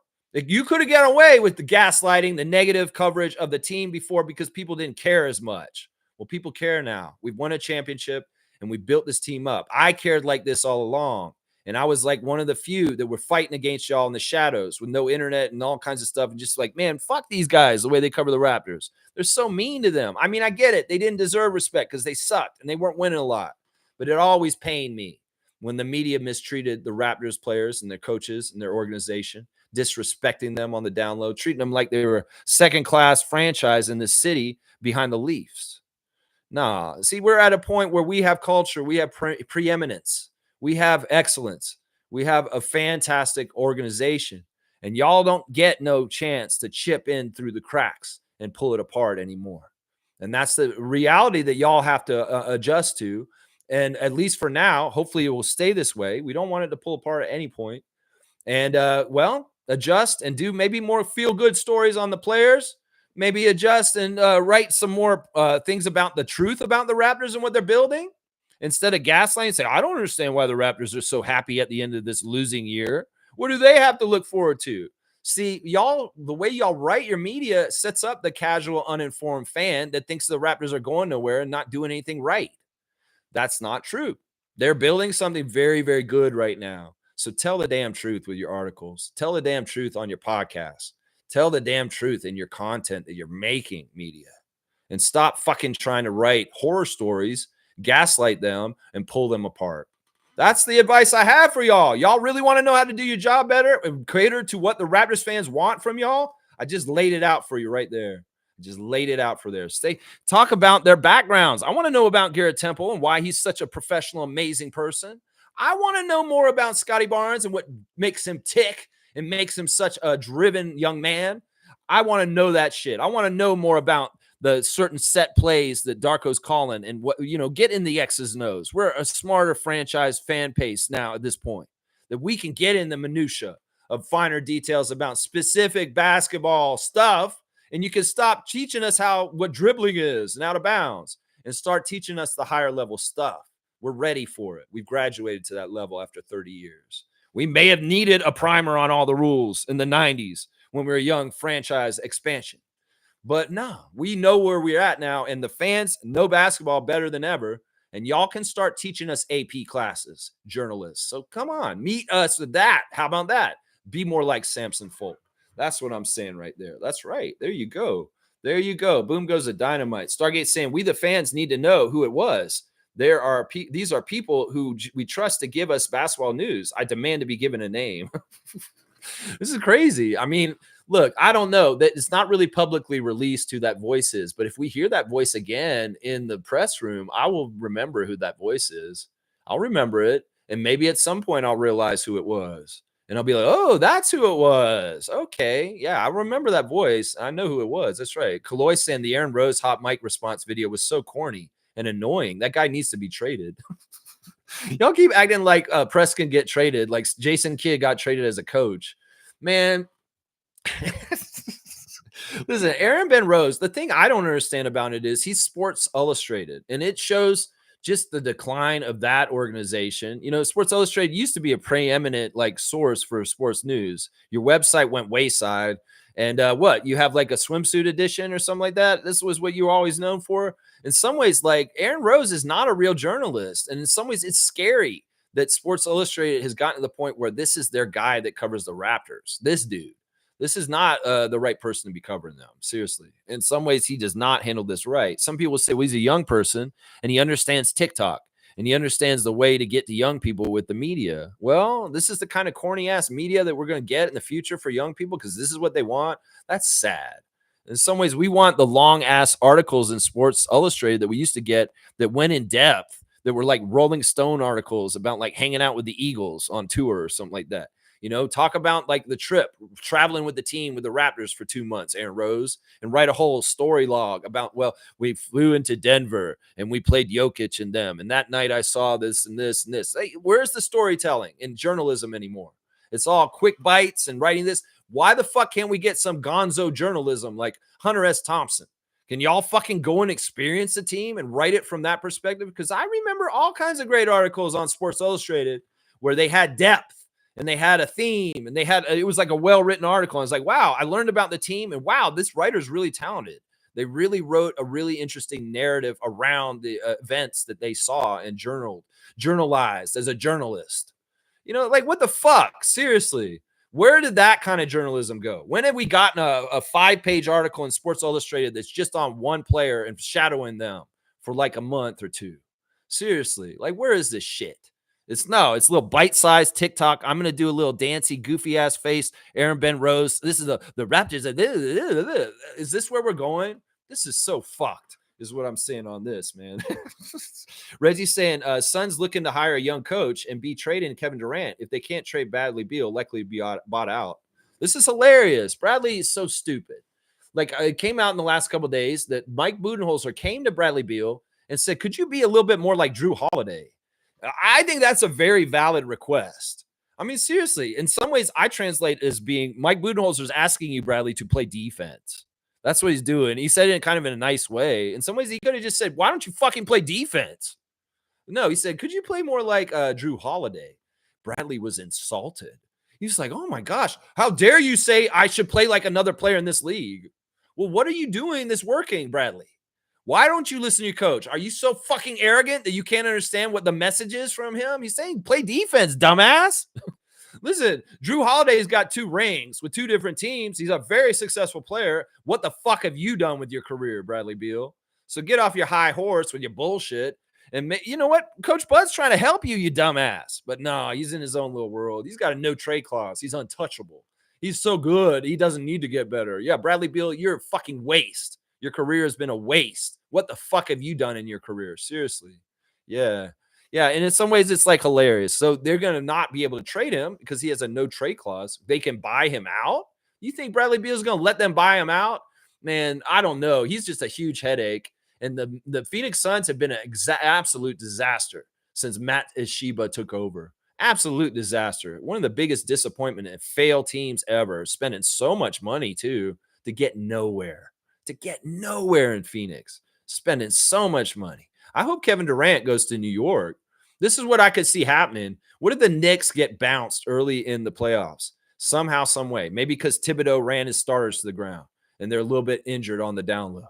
And they get bounced and the Knicks fans are going crazy and they're getting all upset. But if the Knicks had been playing a little bit smarter with using the rotation deeper the whole entire season, they wouldn't have ran their players to the ground and they'd actually have a good combination of what to do going forward. But they overreact this offseason because they see failure in the playoffs and they make a huge move to go get Kevin Durant. You think that would work? No, that's going to put them back even further from winning a championship. And I hope they do this. Seriously, I hope everything I just said happens. And in fact, I hope they trade OG to Phoenix to get Kevin Durant, so OG can go play for the Suns. That would be interesting. I don't know. Either way, go ahead and get Kevin Durant, New York Knicks. I would love that. Ooh, that would be a fun reality show. We've already seen Kevin in your jurisdiction, and we've seen how that went when Brooklyn. Yeah, I'd love to see him come to the Knicks next and fuck up that franchise too. That's what Kevin does at this stage in his career. He just fucks franchises up. He's like a blocker from getting a championship. He's not a way to a championship. He's going to be blocking a championship. So we go, you know what, Kevin, do you want to be a Celtic? Why don't you go play for the Celtics or the Knicks or maybe even the Sixers? Yeah, it'd be fun. You go play for Nick Nurse. Who could see just how much he helps to add up to championships at this point. He doesn't. He doesn't. Kaloy's saying, I really want to see a Yak extension this offseason. There's a good chance this will happen. It's not like Jakob hasn't earned his money on his contract. Everybody who said 20 million for 4 years, 80 million for Jakob Pertl, that's too much. You're crazy. That man has been a value. That man has been so good. I don't know if Masai can get him down on the same terms going forward still. He might do that. I mean, Jakob's perfectly happy in Toronto. This is where he wants to be. It's not like he's looking at other places the grass is greener. He loves the progress. He loves the rewardingness of the climb to get to be a better team. And he sees the progress and the things that are happening. So he's very happy, very, very happy. So, yeah, I think this is very likely. I would say this, Kaloy. I think that Jakob Pertl getting an extension this summer to continue to be on the Raptors past his current contract is going to happen. I'll bet you it will. Bet you it will. Nako's saying Beal's a son for the rest of his career. Okay, well, then maybe he's done this summer. They say, all right, Bradley, you know what? You can't be traded, but you know what? We're gonna pay you this amount, and we're gonna buy you out. We don't even want you around the team anymore. Well, you can just go do whatever the fuck you want. We're gonna buy you out, and you're not gonna be on this team anymore. And you know what? He may be playing somewhere else, overseas or something like that. I don't know. This is funny, Naka. You think he's gonna be a Sun for the rest of his career? Man, Suns fans hate you for saying that. Suns fans hate you for saying that. Reggie's saying Nako, maybe. However, the info is coming from the Suns media. Yeah, I don't see this. I mean, the only thing is he's got a no trade clause, but they are going to try and get rid of him somehow, some way. They're cleaning house. They got rid of the coach. They're going to get rid of Kevin. They're going to get rid of Bradley. They'll keep Devin. And that's the only thing they'll keep. And he's been the standard since. He was there before. He's going to stay there after. Watch. They won't trade Devin Booker, but they'll get rid of Kevin and Bradley. They'll get rid of them. Yeah. Mike's here. Good to see Mike, man. This has been so long, Mike. I've been wondering about you. I've been worried about you, my guy. I hope you've been doing good. Logical Raptors Fanatic, y'all. Check out Logical Raptors Fanatic's YouTube channel. He's a really good quality content maker because he talks about things that matter, that are relevant to the salary cap and our franchise and our front office and trades and what's really possible. He's not going to do too much speculation and bullshit. He's going to tell you the straight facts, and he'll actually be able to explain stuff that's very, very heady sometimes about our front office and what they're doing in a very basic, easy to understand way. So I highly recommend any Raptors fans to follow and subscribe to Logical Raptors Fanatic on YouTube, because Mike is a very talented content maker, and he has a lot of knowledge to share to help educate Raptors fans. Project Truth always, Mike. Good to see you, man. He's saying the coaches being fired was a strategic move. The new coaches have different ways of playing and different plays. No tape on it. It's like a surprise attack. Yeah, but that's double-edged, Mike. That may be a surprise attack for the other team, but it's also kind of a surprise for the players that are trying to learn it on the fly after not practicing it and honing it down the whole entire season. That's the thing. If they're trying to institute new programs under a new coach with like 10 days to go in the season, that's never a good recipe. I'm sorry. In some ways, it's more likely that they're going to use the same program that the former coaches were using. It's just that the same coach, the new coach is going to be running it. It's not like they're going to drastically change the system of the Nuggets from Michael Malone's system, because in some ways that's going to confuse things and make things so much harder for the players at this point of the season. So I would say this. I think that they're fired because they're out of there and they want them gone. But instituting their whole regime of the new coach right on the fly with 10 days to go in the season, nah, they ain't trying to do that. They're not trying to confuse things or make it too crazy. So as much as that's a surprise action, it's a surprise action for their own team. So that does not work right there. That does not work. Jill's saying Fred has a championship experience. He'll lead the team well. There you go, Jill. I like that. Freddie is our guy. We love Fred. Keep going, Fred VanVleet. That's right. Trevor's saying Suns are coaching candidates, Kevin Young and Willie Green, to young coaches. 2 young coaches is what you're saying. Yeah, Willie Green was the New Orleans coach, and Kevin Young was an assistant coach on the Suns already. So he's already been in their franchise. So he probably is the more likely choice, seeing as he's already familiar with the players and everybody around because he's been there already. So I'm going to say they're probably going to hire Kevin Young, but who knows? The Suns could also be adding another huge high-profile coach. I mean, there's a couple of them out there now. Jenkins and Malone will probably be on new teams next year and still coaching in this league because they have had success. and they're going to look really, really good. They look really, really good. Reggie saying accredited media, not YouTube fanboys or girls. Yeah, I don't know. I mean, listen, I get it. Some of the media people are like, I'm not going to cover this team as a fanboy or a fangirl. In some ways, I want to be objective, be very Edward R. Murrow, and be very like down the line fair. But see, in some ways, there's the opposite of being a fanboy. There's a hater. And part of the problem is some of the media guys, they don't want to be labeled as favoring the team or being homers for the team. So they go too far on the other side to prove that they're not homers for the team. I would ask the media members to look at the team objectively with no predilection to negative or positive and just report the facts. If there is bad shit going on in the Raptors and you need to report it, as much as I hate you doing that, well, that's your job. That's journalistic integrity. But if there's nothing bad going on, don't try and manufacture a fucking story just to have a negative spin, to have something to report or do something. Be fair and unbiased. And that means don't have a predilection to cover it positively or negatively if you really want to have that non-homer stance. Because some of y'all are confusing being a homer, not being a homer, with being a hater. And that's part of the problem right there. That's part of the problem right there. My leg. My leg. I don't even know what that's about. My leg. All right, let's see. Mike's saying the Raps used the surprise attack in 2019 with Nick Nurse, and teams have made roster moves and get the honeymoon boost to go further in the playoffs. Parity in the league has teams trying like everything.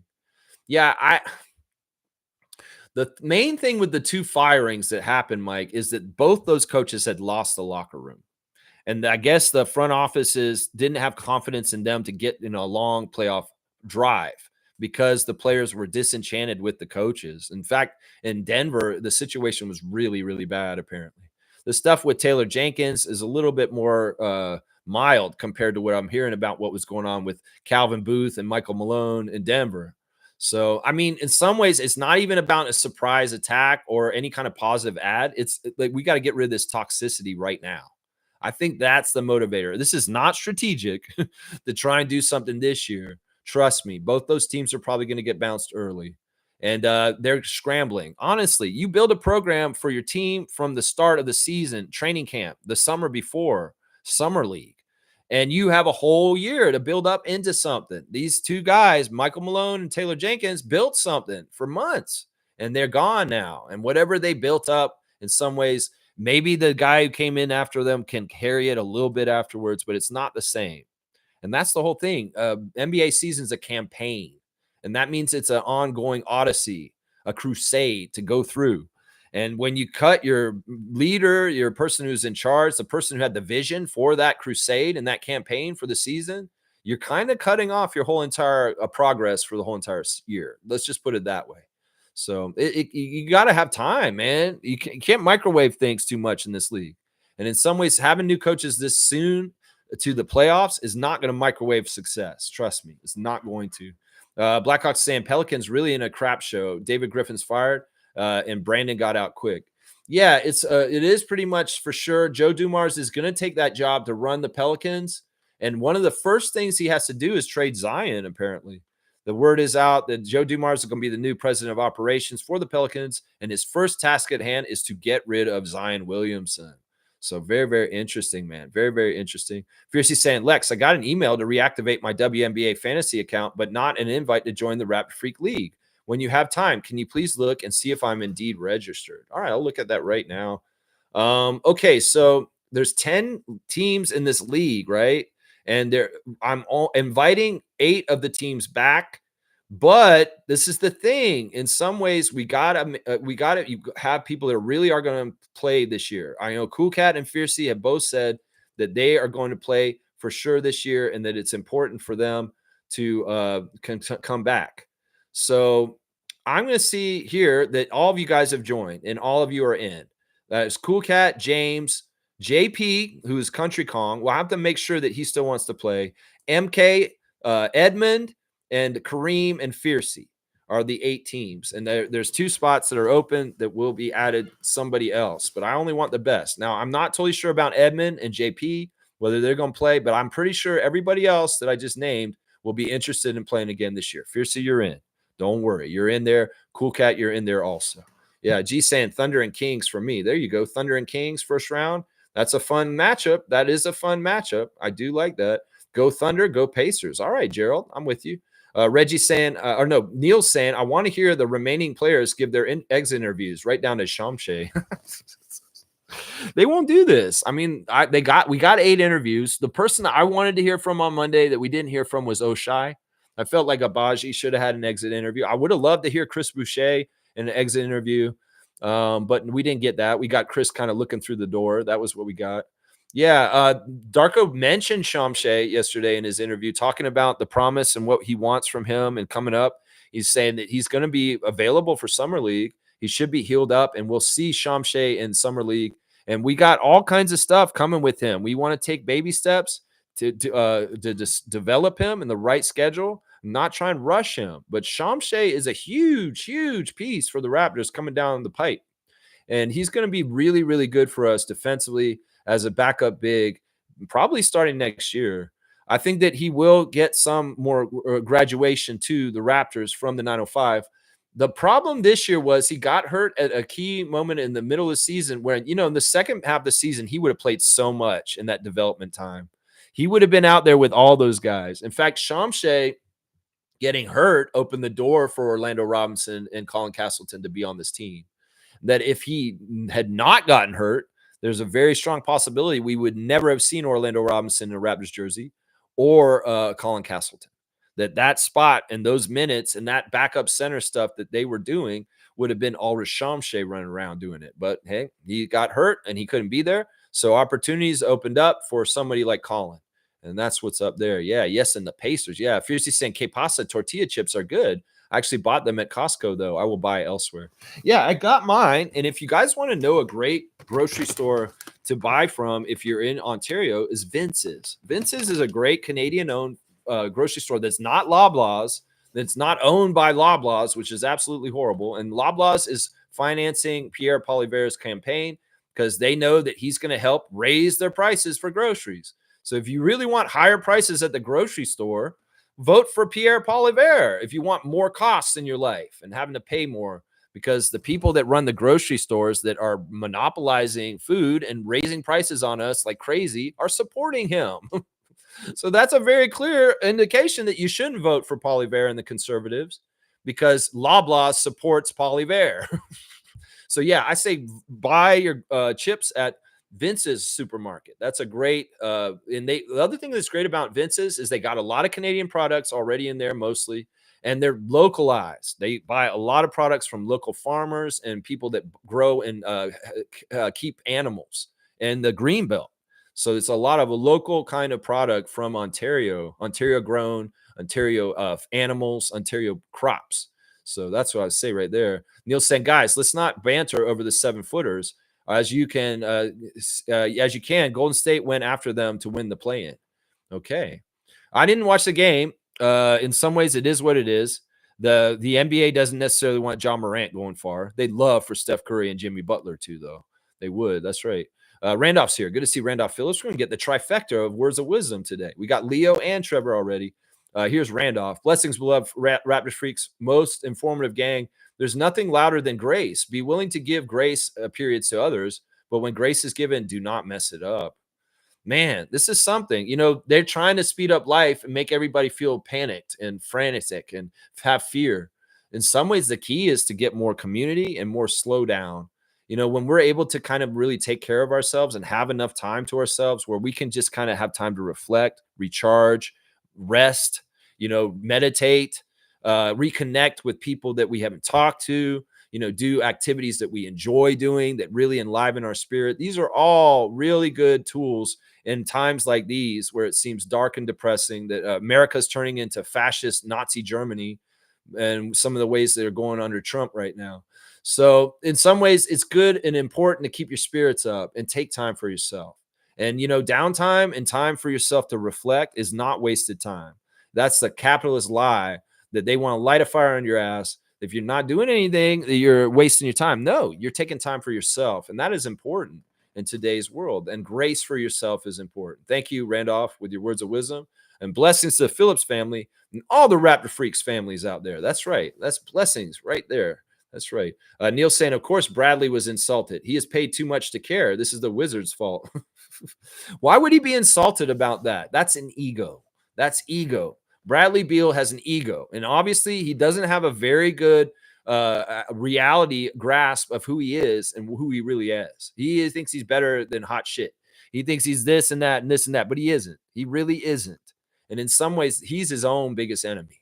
In some ways, you can't understand these kind of things. You won't listen to your coach because your own ego. Well, you're a failure, and you have been a failure most of your career. You made a lot of money. You played in the NBA. You, in your own mind and your narrative, you think you're just a god in basketball, but you're not, bro. You're a loser. You've been a loser your whole entire career, and you will be a loser until you retire. And part of it's your own damn fault because you have a crazy ass huge balloon contract that's no trade, and you hamstring the team you're on from being any kind of successful. You don't understand this, Bradley Beal, that you are yourself are in the way of your own success. And well, you're not going to get it until you get older. You may have time to have grace and reflection, like I was just talking about. And all of a sudden it clicks one day, maybe when you're like 60 years old. Oh, damn, I was an idiot. Why didn't I do it this way? Why did I do it that way? Ah, man, I could have done so much better. Yep. Yep. Yep. Right there. Right there. Wayne saying, morning, Raptor Freaks. I'm speechless. Couldn't watch the Hawks versus Magic. Basketball can be really low talent, hard to watch. Was that game not a very good quality? Was it like ugly? Was it G League looking? Interesting. It was a blowout. I know that. The Hawks were having a lot of trouble. This is part of the problem with Trae Young. I mean, Trae Young is a very talented player. He led the league in assists this year.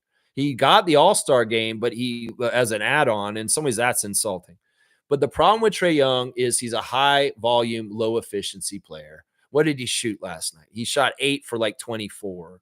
He shot a lot of shots, but he wasn't as efficient as the guys on the other side. Guys like Cole Anthony and Franz Wagner. They just shot a better percentage, and they were more better with their decisions. That's part of the reason why Darko's system's so awesome, because it demands the high percentage shots, the best shot selection. You know, Trae Young in the Hawks offense as well. Trae Young, take over and score for us. And they know what that is. That's not efficient. He's high volume and low efficiency, and that will lose to a team that's playing as a team and shooting better every single time. And that's the story of the Hawks and the Magic right there, is that your main player, your guy you're going to be dependent on, he's not a dependable guy because he's going to take a lot of shots. He's going to miss a lot of shots. That's what it is right there. Neil saying no trade clause should never be allowed. Adam Silver should have vetoed that to protect the league. Maybe he was an experiment. I mean, LeBron's got a no trade clause, but he makes sense. In some ways, if there's only one player in the league that has a no trade clause, it should be LeBron. But Bradley doesn't make any sense. It's not like this dude is just like, yeah, in some ways, it's ridiculous. They should have never, you're right, Neil. They should have never let him have that contract. Stargate saying, remember when all these Raptor fans were all thirsty for Bradley Beal for a few years ago? I remember that, but I was always like, you guys are idiots. I don't want Bradley Beal here. Like, seriously, what does he want? He's just like Trae Young. I just described it. He's a high volume, low efficiency player. He's going to take like 25 shots and he'll make like 7 of them. Why would you want that on your team? And then he's lazy on defense and he doesn't even try. Bro, he doesn't even fit the Raptors mold. And any of those casual fans that were like, we need to get Bradley Beal, we need to get Bradley Beal. Y'all were idiots. You were wrong then. And I thought y'all were idiots at that time. And in some ways, I would have said it on my channel. There may even be times on my stream from 3 years ago where we brought up this subject and I said the same damn thing. I don't want Bradley Beal anywhere near my team. I have a list of players that do not have a welcome to come to the Raptors from the Raptors Freak. And Bradley Beal is on that list. It's funny because Kyrie Irving used to be on that list, but it's changed. I would welcome Kyrie Irving on the Raptors at this point, but it used to be I would not. Maybe around the vaccine time. Yeah, I wouldn't have allowed Kyrie on our team, but it's changed. It's weird. I'm at the point where I kind of want to liberate Kyrie Irving from Mavericks and their genocidal owner. And with his stance on Palestine, man, he doesn't fit there. You know, shit, people like Kyrie need to watch out. In today's United States, you start standing up for Palestine, you get taken by mass people in a van all of a sudden. Yeah, this is where we're at in the USA right now. That's fucked up, man. No free speech. It's not a democracy. It's a dictatorship with a wannabe king who's a piece of shit is what's going on in the States right now. Yeah. Let's see. Stargate saying, if you want to drive your team into a perpetual rebuild, just get Kevin Durant on it for a year. Yeah, because in some ways you may use a lot of draft picks to trade to get him. And then that's mortgaging your future with all your draft picks. I mean, the Hall, they brought it out. I saw a graphic of what they gave up to do what they did with Beal and Durant and Phoenix is disgusting. They traded Mikal Bridges, Cam Johnson, and a whole slew of first round picks in those deals, and they really, really mortgaged their future for nothing, for failure, for a big, huge, expensive pile of failure. It's crazy, man. It is crazy, bro. Mike's saying, oh, yeah, Pencil was exposed badly. Pencil. Everyone knows who he is now. Laugh out loud. Bad faith evidence to make points based on his feelings. And it showed how petty he was and how he makes up narratives. You're talking about Pensair and his role in the hot mic. Yeah, in some ways, he must have gotten a tap back, a slap back from somebody because he decided, I'm not going to release these transcriptions of what was said. It could very well be lawyers called him. That's the thing. In some ways, I could see that happening. Pensair goes on a crusade against the media because of Monday. In some ways, I respect that. But also at the same time, he's causing trouble. And if he's causing trouble for the organization, I don't want that. If he's causing trouble for specific media members, I don't mind that, though. But yeah, I'm pretty sure lawyers were called since the hot mic incident on Monday. And maybe one of these people that was on that mic that didn't sound good is getting lawyered up. And they're like telling the Raptors organization they will sue them if they put this on blast. And in turn, the Raptors organization had to give a call to old he who shall not be named and say, don't do this or we will have legal recourse against you. It could be a lot of that happen. Well, you're a little bit more big time, Robert, but for the right reason, I don't know. In some ways, I'll continue to be under the radar because in some ways, I don't want the attention like that. No, I don't. I'm like that little speakeasy down the back corner in the alley. You don't know that door. And the people that know the secret handshake and the secret knock on the door and the code word to get into the Raptors Freak speakeasy on YouTube. Yeah, you can find it if you know where to look.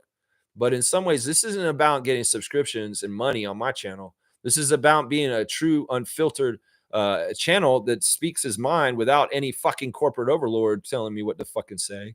So in some ways, yeah, I'm a true fans channel with a journalistic background in some ways. But I'm a fan. Don't get it twisted. I'm not trying to have journalistic integrity here. I may say things off the cuff and totally fucked up. And I am human and I will admit my mistakes.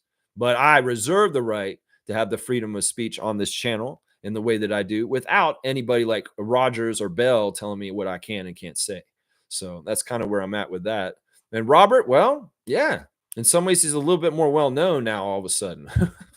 Hey, good for you, Robert. All publicity is good publicity, right? Blackhawks saying Beal is going down the same path as John Wall. No surprise there. Clean house. We don't need that crap in the league. Yeah, John Wall is a weird one, man, because he had such talent. I think he's just like Beal. I'll agree with you. But in some ways, I like John Wall more. I feel like John Wall had a real talent with his speed and what he could do. But in some ways, once again, he was a high volume, low efficiency player. The dude could not shoot right. Seriously. He may have been an amazing, quick guy all over the court, but he was a horrible shooter his whole career. And you know what? I applaud John Wall for doing the right kind of journalism now. Apparently, he's been joining broadcasts and doing it the way that we like, what I just said, X's and O's, talking basketball, talking strategy, talking the stuff that we want as fans and not the tabloid bullshit. There's people like Danny Green, Jamal Crawford, John Wall that are doing announcing and doing little guest spots of breaking down as analysts, and they're fantastic. That's the kind of stuff we want to see. Jamal Crawford is amazing. He's really, really good at this. Bryce is saying if the Suns make a trade, it'll be to the Rockets. The Rockets own the Suns' first-round picks for the next few years. Okay, interesting. That could very well be true. James is saying, would you be interested in KD on the Raptors? I feel like it would make us a top 4 team in the East. Nope. We broached this subject already, and I'll have the same stance as Fred VanVleet on how hungry are you? When Serge brought the cricket tea to him, he said, would you trade Scotty Barnes for Kevin Durant? He said, no. I wouldn't do that. I say the same thing today still. It's not like Kevin's any better now than he was when we were talking about getting him from Brooklyn and that summer.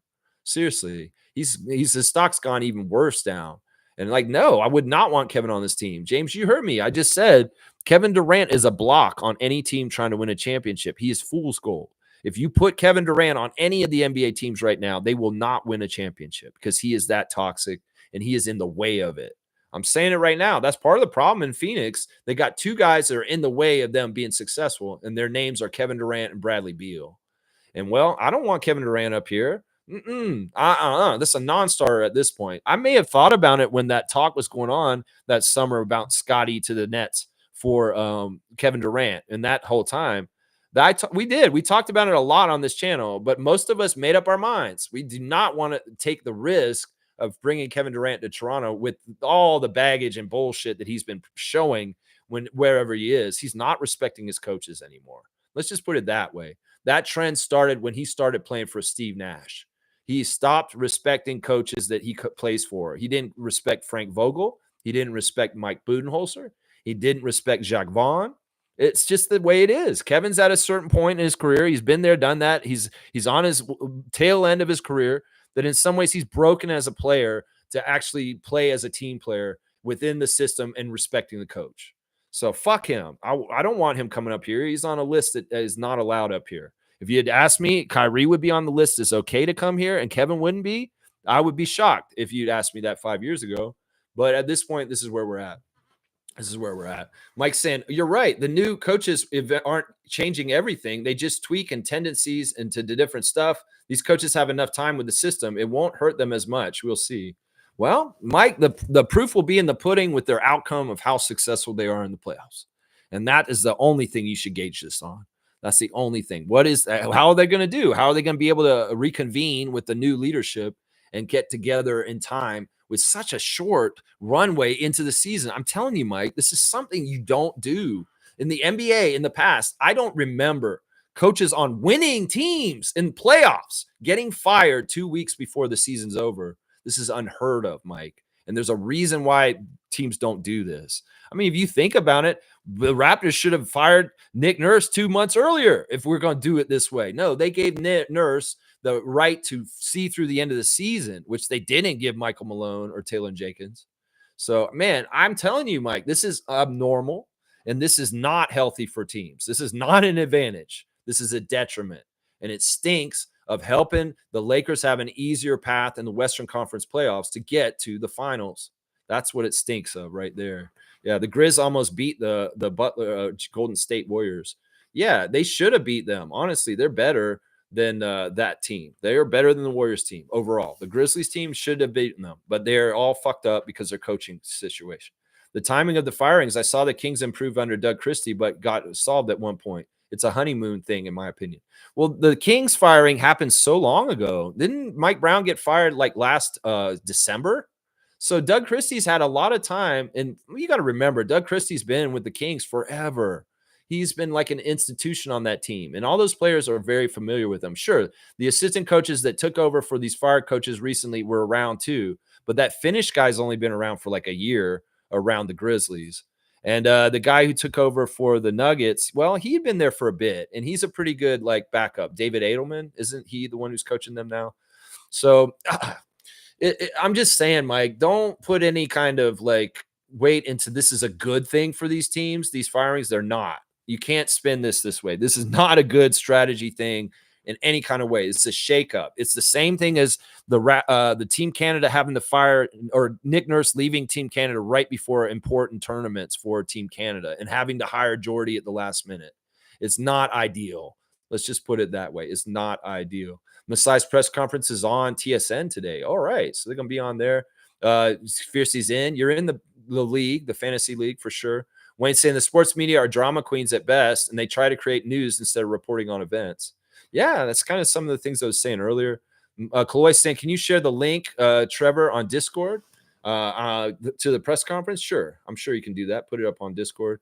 Wayne's saying, take Doc Rivers in the Bucks. Love him or hate him, they tried to discredit Doc. This year, the team has gelled, and it's not a storyline. I basically don't listen to any of them. Yeah, I mean, they had more continuity. I'm shocked that Rivers stayed on. I really thought they'd fire him and put Darvin in the head coaching job because it really should be his job. But Doc's enjoying it, and apparently Doc and Darvin are a good team. Like, they really do like coaching together. But let's not get it twisted.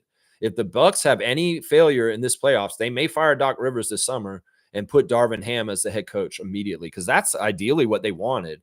Darvin Ham's little detour to the Lakers And it seemed like he was going to stay on there. Well, the whole plan all along was he was going to be the Milwaukee Bucks coach at some point. And well, he's going to get that spot when Doc Rivers fails and he gets fired. Watch. Neil saying Golden State targeted Edie. Rookies are a target in playoff type games. Your height won't matter when your experience is not there. Well, this is why I would say, the Grizzlies don't have this guy anymore, but the Rockets do. That's why Steven Adams is nice to have. I mean, you could have Zach Edey. He doesn't have to start necessarily in the playoffs. He should maybe be coming off the bench. He's a rookie. And that would have been smarter if you're Grizzlies, if you still have a starting center other than him that can kind of have more experience and ready for the intensity. But alas, Steven Adams is in a Rockets jersey. That would have been perfect for them. And then they could have had Zach as the backup. Well, Zach, you're getting thrown in the fire as a rookie. This year, you're going to have some learning lessons for sure. And well, big man, you're going to get better. I know you will. All right. Trevor wants the classic card. Instead, I'm going to go look at some of the other things that I've got. Things right here. There's the Masai Ujiri press conference. Thank you, Trevor, for posting that.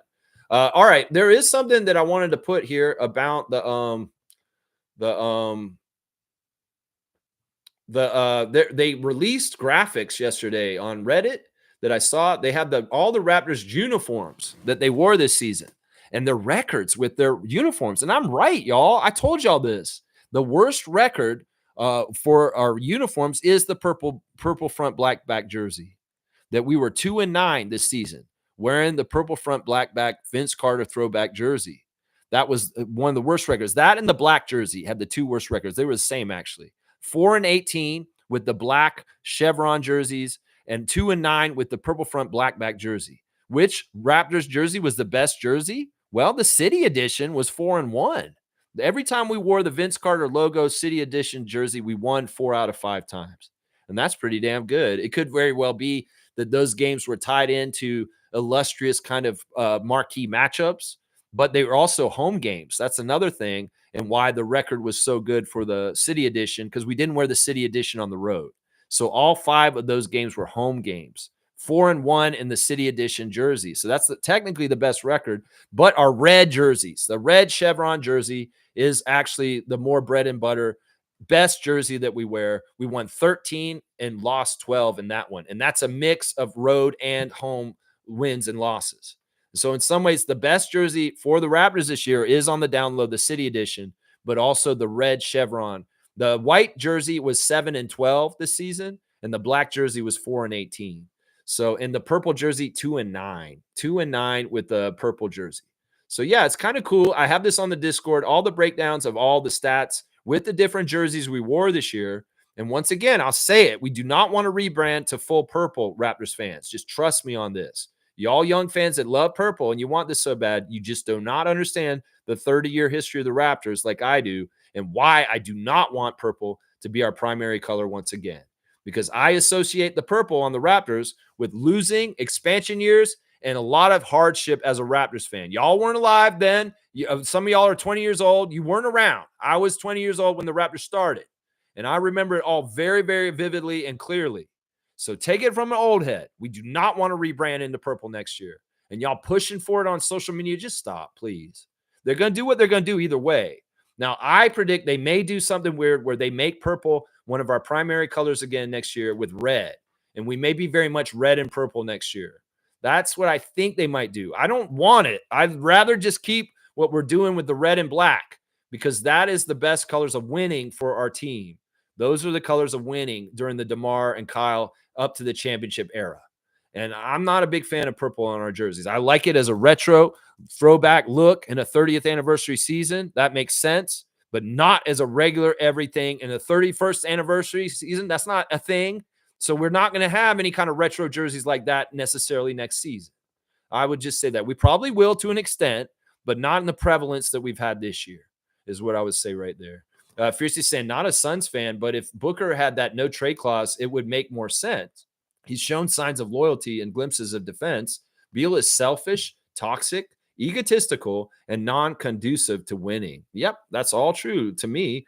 And honestly, the person that matters the most to that team is Devin Booker. Forget about Durant. He's so old. And Beal is an absolute toxic asset. You think RJ was a toxic asset in New York? The epitome of a toxic asset is Bradley Beal in Phoenix. That is the epitome of one. That's right. Mike's saying Pencil had a weird beef with a guy, and he made an expose video after Pencil and him crashed out on playback NBA watch party stream. Gifted Hoops broke down the whole act and how fake he is. Laugh out loud. So he who shall not be named kind of been getting it in the last couple days. He got really bent out of shape about the hot mic, and I honestly agree with him in that action. But maybe he's crusading a little too tough, and he's gotten a pushback. And now, well, there's a little bit of fallout, right? Yeah. Trevor's saying, I just shared the interview with Masai. Thank you. Mike's saying Doug Christie went 8-2 in the first 10 games. It sounds like the coach was the issue, not the system ran, hence a winning record. So maybe it's just like put a spare tire on it. It won't last. I mean, that situation with Mike Brown is that the Kings were crying out for a change because in some ways they needed it. And then the players responded.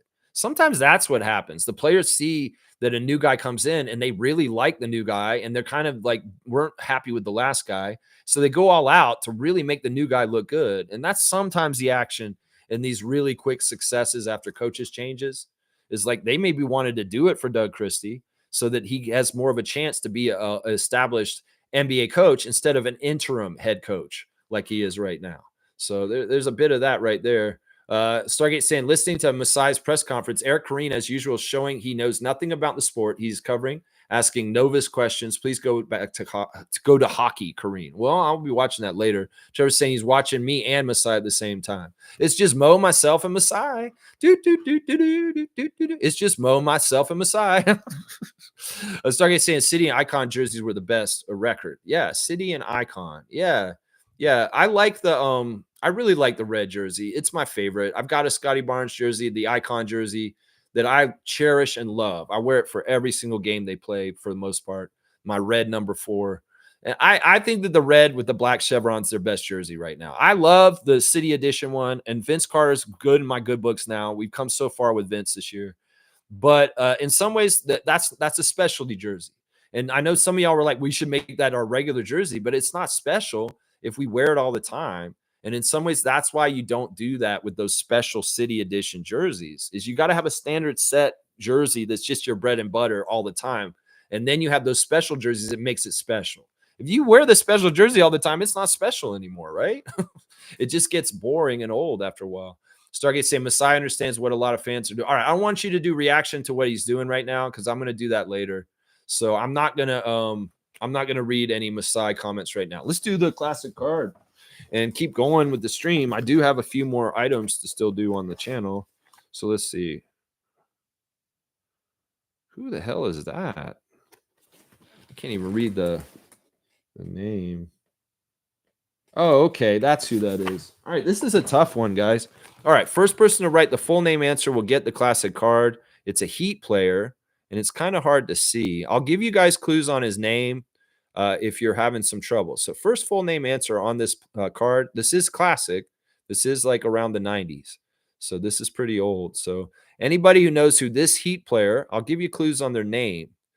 First of all, their last name is the last name of the most iconic Georgetown coach in the history of Georgetown.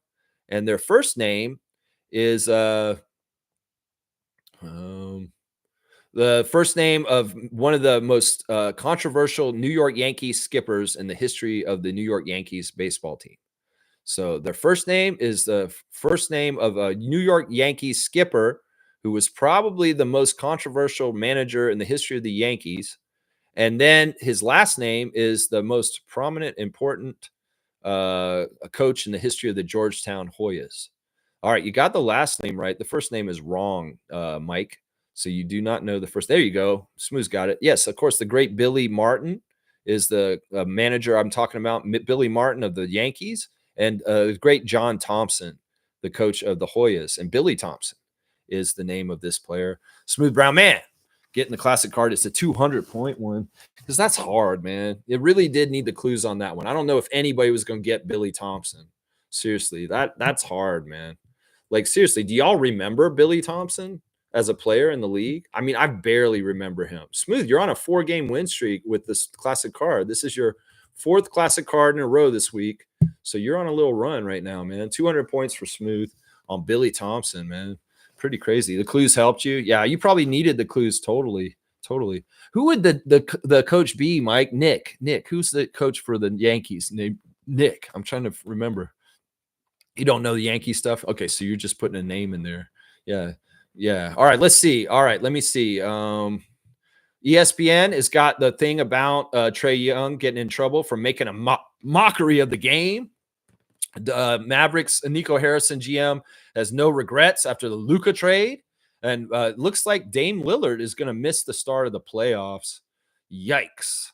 Yikes for that. That's a little bit of the headlines on the ESPN front page right now. Let's see if there's anything on Blue Skies that's new and breaking. There's a quote from Masai Ujiri's thing.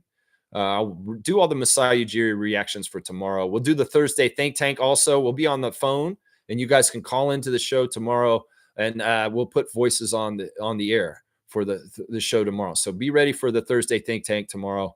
Call-in show. We'll be doing that. Let's see. Raptors Reddit has got the uniform record. I like that. And then they got Scotty's post about the hot mic on Instagram. And 4 Raptors are in the top 30 rookies EPM. Like, here's interesting. This is the EPM. Jalen Wells is number 1. Zach Edey's number 2. Jared McCain's number 3. Quentin Post, number 4. Jalen Clark, 5. Our first guy appears, Jacoby Walters, 13 on this list. And then I see that, the other guys are further down. Let me see. Where's the other guys? Jamal Shedd's 21 on this list. And let's see. Mobo's 31. And that's it. So there's 3 of those 3 guys. There's 4 of them. Where's the 4th one? Where's the other guy? I didn't see him. Why am I missing it? Jamison Battles 20. Okay, so Jamison's actually ranked above Jamal Shedd on this for EPM. Very, very efficiency per minute. Very, very cool. Apparently, CBS Sports has graded all the teams in the NBA, and the Raptors have gotten a C from them for their season. Okay, you give us a C. That's fine. Let's see. Birthdays today. Happy birthday to the Wizard, Walt Williams. Walt Williams is 55 today. Happy 55th birthday to Walt Williams, former Portland Trailblazer and Sacramento King, and also Toronto Raptor. Walter Williams, original Raptor, first-year Raptor. And also happy 50th birthday to Keon Clark, y'all. It's actually Keon Clark's 50th birthday today. We wonder about Keon, and hopefully he's doing well. Vince and Alvin have talked about Keon a little bit in their broadcasting this season. Kind of alluded to him, that one teammate. Yeah, that guy. They didn't really say his name. But Keon, I just wish you all the best, peace in your heart, and clarity, and just good times in your life. I hope you got help. I hope that you're in a good place with your sobriety. I hope that you're out of jail and out of prison. I don't know what's going on with you in Illinois, but either way, Keon Clark, we wish you well from Raptors Fan Nation. Addiction is a horrible thing, and people suffer with it. And honestly, Keon, we know that you have a sickness, and hopefully you are getting help for it. That's what I would say to Keon Clark on his 50th birthday today. That's right. Y'all, the fantasy league for WNBA is going to get ramped up soon. Y'all got to be ready for it. We're going to be having fun with that. Let's see. I'm going to give Trevor J a dunk for posting the Masai interview in the chat here. I appreciate you, Trevor, for doing that. So let's just give Trevor a dunk, and also for sending me a trophy for Peter Saborin for his fantasy championship. All right, let's see. Is there anything else in the chat? And I think I'm going to get out of here, man. Let's see. Mike saying Vladdy back is nice to see. Seems like Rodgers wants winning teams. This is a good sign for the Raptors. You know, the Rodgers investing in Vladimir Guerrero Jr. as a franchise player is really, really good for us keeping Scotty Barnes in the future and investing in the team to win. You go, Rodgers. You know, winning, it creates profits. So go on and try and win with your teams. I don't care what you do with the Leafs, but I care about what you do with the Raptors and the Blue Jays to an extent. That's right. Stargate saying Masai is a master of this. He has these guys on their heels. They don't know what to do. Lex, we got to discuss the press conference. Well, later on, I'll watch it live. I'm going to take a break. I'm not going to try and watch it live right now, but I'll watch it later with you guys live so you can hear my responses. He's saying, yeah. Okay. Masai said to them, you got to ask a real question, please. Awesome. I love that. All right, let me get out of here, guys. We're going to wrap it up real quick. Remember, y'all, if y'all want some tortilla chips from Canada, Que Pasa is your brand.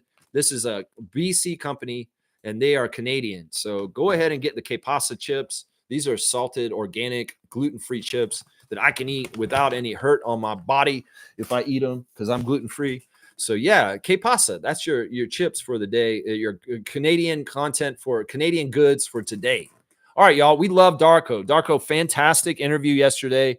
Fantastic that you and Gaga are going to donate $70,000 to the Sick Kids Hospital, the St. Jude's, and the hospital in Serbia. You're a fantastic guy. I'll let it slide that you said Nikola Jokic is the best player in the world because in some ways, like, look, he's right. In some ways, he said that he makes the right decisions 100% of the time. I don't know if that's totally true, but he does have a high percentage. That's for sure. But yeah, Darko, you're awesome. Way to handle all the questions. You're running this team very well. I love that he said he was looking at his weak spots and he wants to shore them up. I think that one of the weak spots you had this year was coaches' challenges. But by the end of the season, you were doing much better with how many you were winning. So that's an evidence right there that our coach is a work in progress. He's not somebody who has a huge ego that's always like above everything like Bradley Beal. No, he listens to the players. In fact, RJ said, I might come to him with a suggestion. He said, that's a good idea. We're going to do it. So it's like Darko's the best kind of leader because he listens to input from everybody. He cares about what everybody thinks. And he's a very good like person with accountability, but also a good person as a friend and somebody that you know is in your corner fighting for you. I love that he's never rested on his laurels and just decided, oh, I'm a great coach. I can just be who I am. No, he's striving and growing as a person, as a coach all the time. And this summer, he will go back to off season and reading a lot of books, watching a lot of tape, and watching a lot of stuff and learning and becoming a better coach. Because much like our players are in development, so is our coach, Darko Rajakovic. And man, he's awesome. You find out your weak spots and you shore them up, Darko.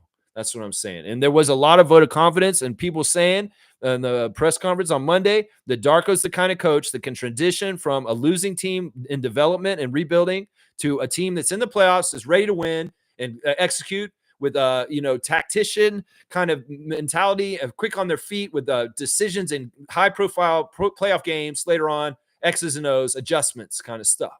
The Darko's got both in his coaching bag. He can be that coach in development times and when it's time to try and win in the playoffs too. And I'm all about that. Yeah. Mike's saying we went 22-20 in the second half and we had the third best defense over that time. We will win more next season. Yes. The stats were really good from January on. Really, really good. They were getting better. And some of that Scotty turning the corner with being a defensive leader. Mike's saying there's teams with below 500 records in the play-in at the moment. Laugh out loud. Yeah. It is what it is. Like Leo said recently, the climb to get into the higher echelon of the Eastern Conference playoffs is not as far as you think right now.